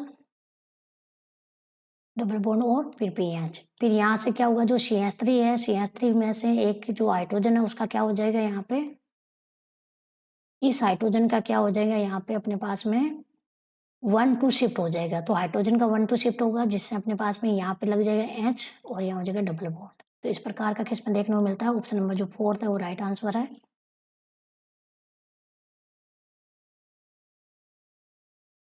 2 पेंटानॉन के नॉरिस टाइप सेकंड का विदलन करवाने से क्या प्राप्त होगा? तो 2 पेंटानॉन है तो नॉरिस टाइप सेकंड में क्या होता है, जो गामा हाइड्रोजन होता है वो एब्स्ट्रैक्ट होता है, गामा हाइड्रोजन प्रेजेंट होना चाहिए। यहाँ से गामा हाइड्रोजन जो है वो यहाँ से निकलेगा और गामा हाइड्रोजन यहाँ से निकल के इसको डोनेट कर देगा, तो यहाँ पे एक तो यहाँ से बॉन्ड ब्रेक हो जाएगा, तो एक तो बन जाएगा अपने पास में एसीटोन और एक बन जाएगा एथीन। तो यहाँ बनेगा एथीन और प्रोपेनॉन। ऑप्शन नंबर जो 4th है वो राइट आंसर हो जाएगा। नॉरिस टाइप सेकंड के अंदर गामा हाइड्रोजन का होना आवश्यक है। यहाँ दे रखा है, यहाँ पे ये भी फोटोकेमिस्ट्री का क्वेश्चन है। यहाँ पे दे रखा है कि इस कौन से रीअरेंजमेंट के द्वारा इसके रीअरेंजमेंट से कौन सा प्रोडक्ट नहीं बनेगा, तो इसका रीअरेंजमेंट कराओगे तो इस प्रकार का प्रोडक्ट बनता है। ये तीनों प्रोडक्ट देखने को मिलेंगे लेकिन इस प्रकार का प्रोडक्ट देखने को नहीं मिलेगा, ये प्रोडक्ट देखने को मिलता है। सेकेंड ऑप्शन जो है उसका राइट आंसर हो जाएगा। तो ये थे आपके RPC assistant professor chemistry second paper के आंसर। धन्यवाद।